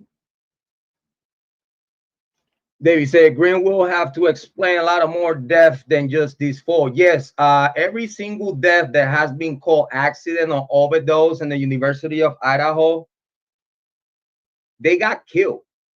They got killed by fraternity people or sorority girls. Like, but and what I want to say that the University of Idaho, the killers are the vandals, their own students. Unless we having the staff and Scott Green killing students. It's either students killing students or the staff is killing students. And that's why they got to hide it. You know how rich people with influence is? They think they could get away with murder. Get the fuck out of here. Right, David? But I worry he's untouchable. No, he's not untouchable. Listen, Donald Trump is untouchable. Not even a bullet could have killed him. Donald Trump is untouchable. And you see the FBI went inside of his Marciliago mansion and raped this shit. The FBI don't have no problem going to a teeny tiny house, university house. Looks like a mansion, pretty well taken care of. But the FBI don't have no problem knocking that door down. I promise you. I promise you. They get the go ahead. They get the go ahead. You see Scott Green's house raided. Oh yeah. Oh yeah. Over 50 single car accidents dead over students last 3 years. They were informants too. You see, but 9 times out of 10, here's what happened. I know they were saying that it could be a chance that the state police could be involved with that. Fraternities and sororities, guys. If those students were CIs, and they were sending there to see what was going on with the fraternities and the shit and the culture on the university. They got killed by fraternities. Listen, I'm gonna tell you right now, they got killed because the state police snitched on the CIs. Because the CIs had information on high people of value within the fraternity. Remember, all police all over the United States belongs to a fraternity. It's called the Fraternal Order of Police. Besides that, they belong to Sigma Chi and many other fraternities. Every single cop is owned by a fraternity. The oath that they said that the oath to our flag is not an oath to our flag. They don't care about that. They already have an oath to the Fraternal Order of Police that they need to follow that goes over the Constitution of the United States of America. They own an oath and loyalty to their group. They don't own loyalty to United States. The fraternities don't own nothing to United States. They come here to take everything, not to put nothing back. And if you ask me, yeah, I did look into that case of all students that died because they were CIs and stuff like that. But that's the same. Listen, that was the same fraternities killing them, because the fraternities cannot allow them to speak up on them.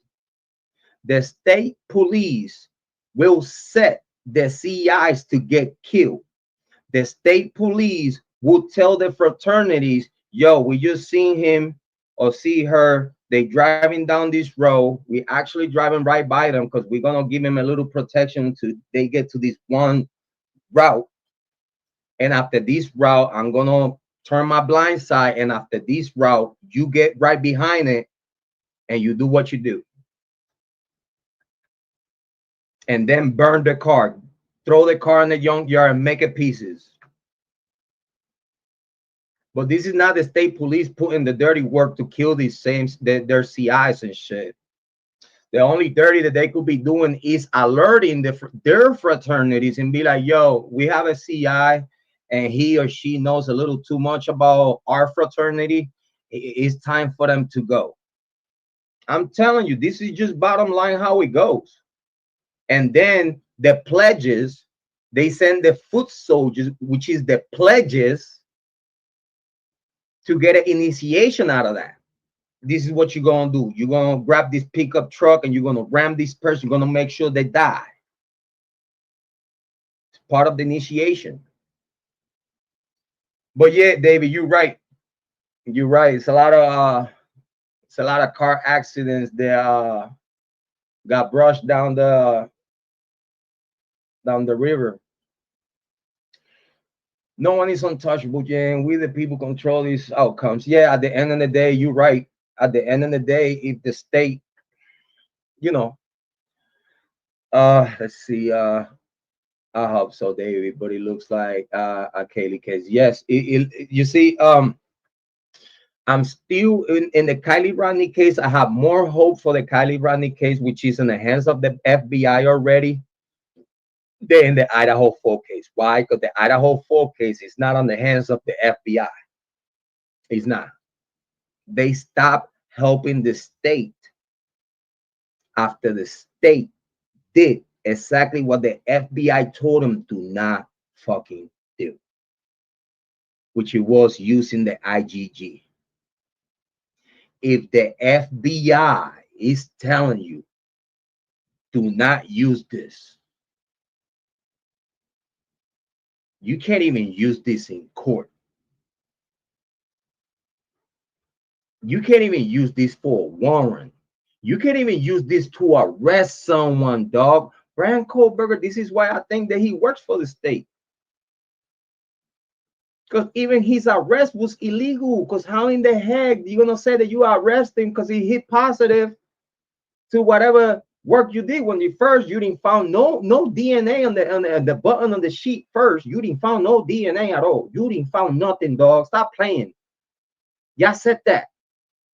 Y'all said that in the very beginning. You didn't find nothing. And now out of nowhere, poof, oh, now we got what? What? When the same FBI told you, do not use this. If you use this, hands off. And get what they did? They did exactly what the FBI told them do not do. And he's used the fucking IGG to have Bryan Kohberger arrested, which is an illegal arrest, because then now down the line you arrest Bryan Kohberger because the IGG, but then now down the line you say you are going to use the IGG in court against Bryan Kohberger. Motherfucker, you already arrest him because the IGG. The only reason why Bryan Kohberger is arrested at this day today is the fucking IGG. But you're not going to use it. So if you can't use it against Bryan Kohberger on the court of law, you were supposed to free Bryan Kohberger. Because you arrest Bryan Kohberger on the false pretenses. Because the IGG can't even be used. If it can't be used in the court of law, it cannot be used to arrest no one. Because you were supposed to do a better job the first 48 hours as soon as this crime was reported. At this day today, Moscow PD don't still have one motherfucking 48-hour report that she been asking them for a long time. That tells me that they did not investigate a fucking thing. The first 48, you see all these first 48 show that you see all these detectives doing a whole bunch of shit going up and down the world. Moscow PD didn't do nothing the first 48. I'm gonna leave you with that. I appreciate you. It's already 6:45 in the morning over here in Ohio. You know what they say, that would be amazing and celebrating time. You're an optimistic David, I could tell. Yeah, David is amazing though. David is amazing. And you're amazing too, Jane. University of Fentanyl. Yes, I want to say is no cartel, is no gang, is no one outside of the University of Idaho that will take a risk and bring drugs to a school zone. Do you understand that? So that means that all the drugs and alcohol and paraphernalia and shit that is illegal, and the only way they will reach the students is coming from the students themselves. Shit, to buy drugs, you only need money. To buy guns, you only need money, right? What these students have the most? Money, right?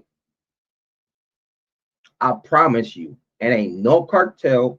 Is no Aryan nation involved with this shit. Okay? Is no Aryan nation, is no Aryan knight involved with or that knows about the Idaho. Shut the fuck up, paparazzi. Shut the fuck up, bro. You shut the fuck up. Make me fucking puke every time. Like, well, I think it's my prerogative to and you know, and I believe the stepmom. Shut the fuck up, bro. You are annoying as fuck, bro. You get a lot of views out of nothing. You get a lot of views out of people that are totally ignorant of what's going on with the Idaho 4 case, and you fucking take advantage. Actually, you know what? I'm not gonna say that you take advantage of that. I want to say that you actually believe what you're talking about. And that's how lost you are, Pablo. That's how lost you are. You do believe what you're talking about. And that's dangerous. Why? Because obviously you don't know anything about this case. And you say that you've been researching this case for years since it happened. Shut the fuck up, bro. You're not going to convince me. You're not going to convince no one. You probably convince your own stupid viewers. Because I'm sorry. Everyone that click on Pavarotti, that's his name, Pavarotti. Who the fuck call himself Pavarotti? Pavarotti. You're a paparazzi? You came out of fucking nowhere, bro. And no, I don't believe you're a fucking fed. No, I do not believe you're a fed, bro. You just another fucking dumbass from the trailer park. That's what the fuck you are, bro. You're just another dumbass that wants to be a content creator. You see the love that we get bringing our truth. You see the love that harsh reality get. You see the love that all these people get. Oh my God, I want the same love. And I think I know something about this case that no one. Shut the fuck up, bro. You running late. You running late. The only thing that you getting is views out of people that don't know what the fuck is going on. And you still believe that Bryan Kohberger has something to do with this case. Oh, I'm gonna show you how they got to Bryan Kohberger. I believe the Aryan Knight. I believe the Aryan Knight know what happened. Shut the fuck up, bro. You awful. And man to man, I'm telling you, Jay and Breezy, your content is garbage, bro. It's garbage. Anything that you have said since your video one, it might got a lot of attention and a lot of views, but that just tells me that I have worked this case for a long time, that actually I'm the only content creator that told the whole world Bryan Kohberger don't have nothing to do with this case. Me. The only one. Me, myself, and I.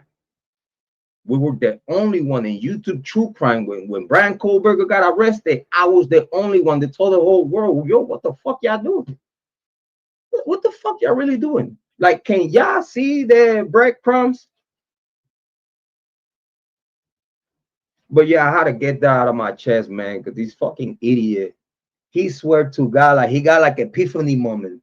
Oh, epiphany. Oh, this is a bombshell. Shut the fuck up, bro. I have to tell you right now, your content is garbage. Congratulations. Do what you do.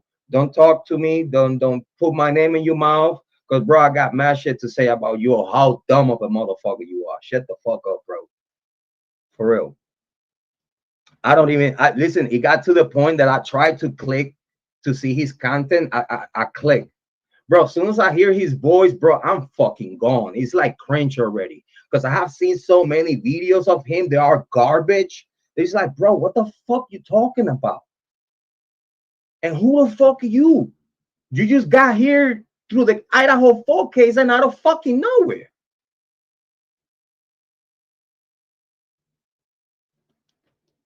No experience even in content. And you come out of nowhere and you're a white guy, I guess. Well, you talk white. Like, well, you know what I'm saying? You know, white people stick with white people. Well, again, I don't want to be racist, but yeah, I'm Puerto Rican. I might be white, but I'm Puerto Rican. I love white people. I love blacks. I love Indians. I love Mexicans. I love everyone. But y'all know, y'all white people kind of like, rather than live in fantasy land, they fucking live the truth.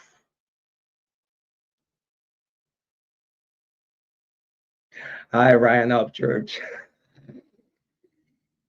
The fucking, yeah. I cannot think that every white people is like Ryan Upchurch. I cannot, because Ryan Upchurch is not like the model of, listen, man, I have my white boys here in Ohio. They don't act like Ryan Upchurch. They don't act like Pavarotti. They don't act like these other dudes that, that are white and try to talk like they are so well educated, because we in true crime and we need to talk like we are so educated. Shut the fuck up. We here in true crime dealing with crimes, dealing with victims that got killed. The information is not sweet. Okay? My channel is over 18. Every time I turn this camera, I'm talking to grown adults. if those grown adults get a butthurt because I'm talking to them like a grown motherfucking adult, they are not adults. They're just fucking little kids, old little kids thinking the life is so sweet. Shut the fuck up. Don't be on my channel. Might as well just go and watch someone else. Because over here in Jrod on Point, you're going to hear exactly my homework. You're going to see and hear exactly the work that I have put out there without no sleep to make sure that I come here and I work for the victims. Because when I'm here, I'm not working for you, the viewer. I could give a fuck about how you feel. I really don't. I really don't. If you like my show, don't give a fuck. If you like my show, I give a fuck. If you don't like what I said, I don't give a fuck. If you like what I said, I give a fuck. Do you understand me? It's that simple. Whatever it goes against me, I really don't give a fuck. That's why there are many people that have tried to say like, yo, you're a small content creator. You should start doing this and this and that. Shut the fuck up. Don't give me your advice. You don't have no picture in your account. You don't have no subscribers in your account. You don't have no fucking views in your account. You don't have no content in your account. You have the letter of the fucking name that you have on the account and the fucking picture. Don't try to give me advice as a content creator when you motherfucker don't have a picture, don't have subscribers, don't have content, don't have nothing in your fucking little page. Might as well give yourself a motherfucking advice and stay the fuck away from me. But if you're here to support me because you know you hear and see the good work that I'm doing here, it don't matter if you have a picture on your account, it don't matter if you don't have no subscribers. I love you too. Because as long as you don't poke the bear and come here to try to act like you know something when you motherfucker don't have a picture and you motherfucking shit. But you talk like, well, you should do this, you should do that because it's good fucker. Shut the fuck up. Don't give me no advice. Go ahead and advise yourself to stay the fuck away from me. That's what you need to do. Okay? Yeah, University of Idaho on steroids. Yeah, there is a lot of steroids going on though. It's a lot of steroids, you know what I mean? Dylan and Bethany, if you ask me, lock them up both. Lock them up both. I feel like Bethany don't have really nothing going on with this, but if you ask me, if I was the detective investigating this case, I would put handcuffs on Dylan and Bethany, on both of them, and I would have got the killers from them. And if they were the killers, then the killers gonna tell me like, well, but they helped me to get in. Boom. But no, this is how we know that they purposely are fucking covering this shit. Yeah, I know. Phone calls and messages and shit like that. Oh no, case the it gets resolved right away. Listen, before I get to the room, just because she got handcuffs, she would make a note and write down every single name that I need. I promise you. Way before I get to the interview, to the interrogation room. Oh, by the time I get there, she already have a list of everything that I need to know. But big shout out to everyone. Thank you so much for being here. Want to make sure that I put those comments on the screen for everyone to see them, because you know I always edit these live streams and the messages, the chat room, it gets gone. But big shout out to David. Big shout out to Jane. Thank you so much for keeping me in company. Big shout out to Lana. Thank you for passing by and showing me some love. Make sure that everyone go and subscribe to Lana. Lana, thank you so much. If you see the end of this live stream, Lana, thank you so much. I appreciate you from the bottom of my heart coming by and say hi. I mean that from the bottom of my heart. You are amazing, Lana. Thank you so much. You're such a good sport. I appreciate you. Yes, so guys, that'll be all for today. I appreciate you. If you appreciate and love the content that we provide here to the community, please make sure, do not forget to send me some love right there in the Cash App, the On Point Family. Any donation is a good donation. But thanks to your donations, this channel is where it's at today. Thank you for your help. Thank you for your subscriptions. Thank you for your shares. Thank you for your likes. Thank you for your views. And as always, your favorite brother, your mother's favorite son, the black sheep, Jrod on point. I'm gonna see y'all soon. I got some new things coming out. I'm gonna make sure that everyone gets informed of what's going on. And please make sure to click like, subscribe, and share the content. Listen, guys, believe in yourself because I believe in you. If I did it, you could do it too. I ain't nothing special. I believe that you're gonna take the best decisions in your life for yourself and for everyone around you. Love yourself, love each other. Hugs and kisses to the family. Everyone is very so much appreciated. All content creators that work with me on content, I appreciate you. I love you. I'm honored for you to be working with us in the way y'all do. Big shout out to Miss Holly Martin before I go. It's very special. Big shout out to Miss Holly Martin and Angel. They are very special to me. Thank you so much. I appreciate everything that you do for content. That's amazing. Also, make sure that everybody subscribe to Rock Shock True Crime. And we're gonna leave it here for today. Show me some love on the Cash App, and your brother Jrod is gonna let you with your favorite song. Your favorite song. Have a good night, guys. Good day.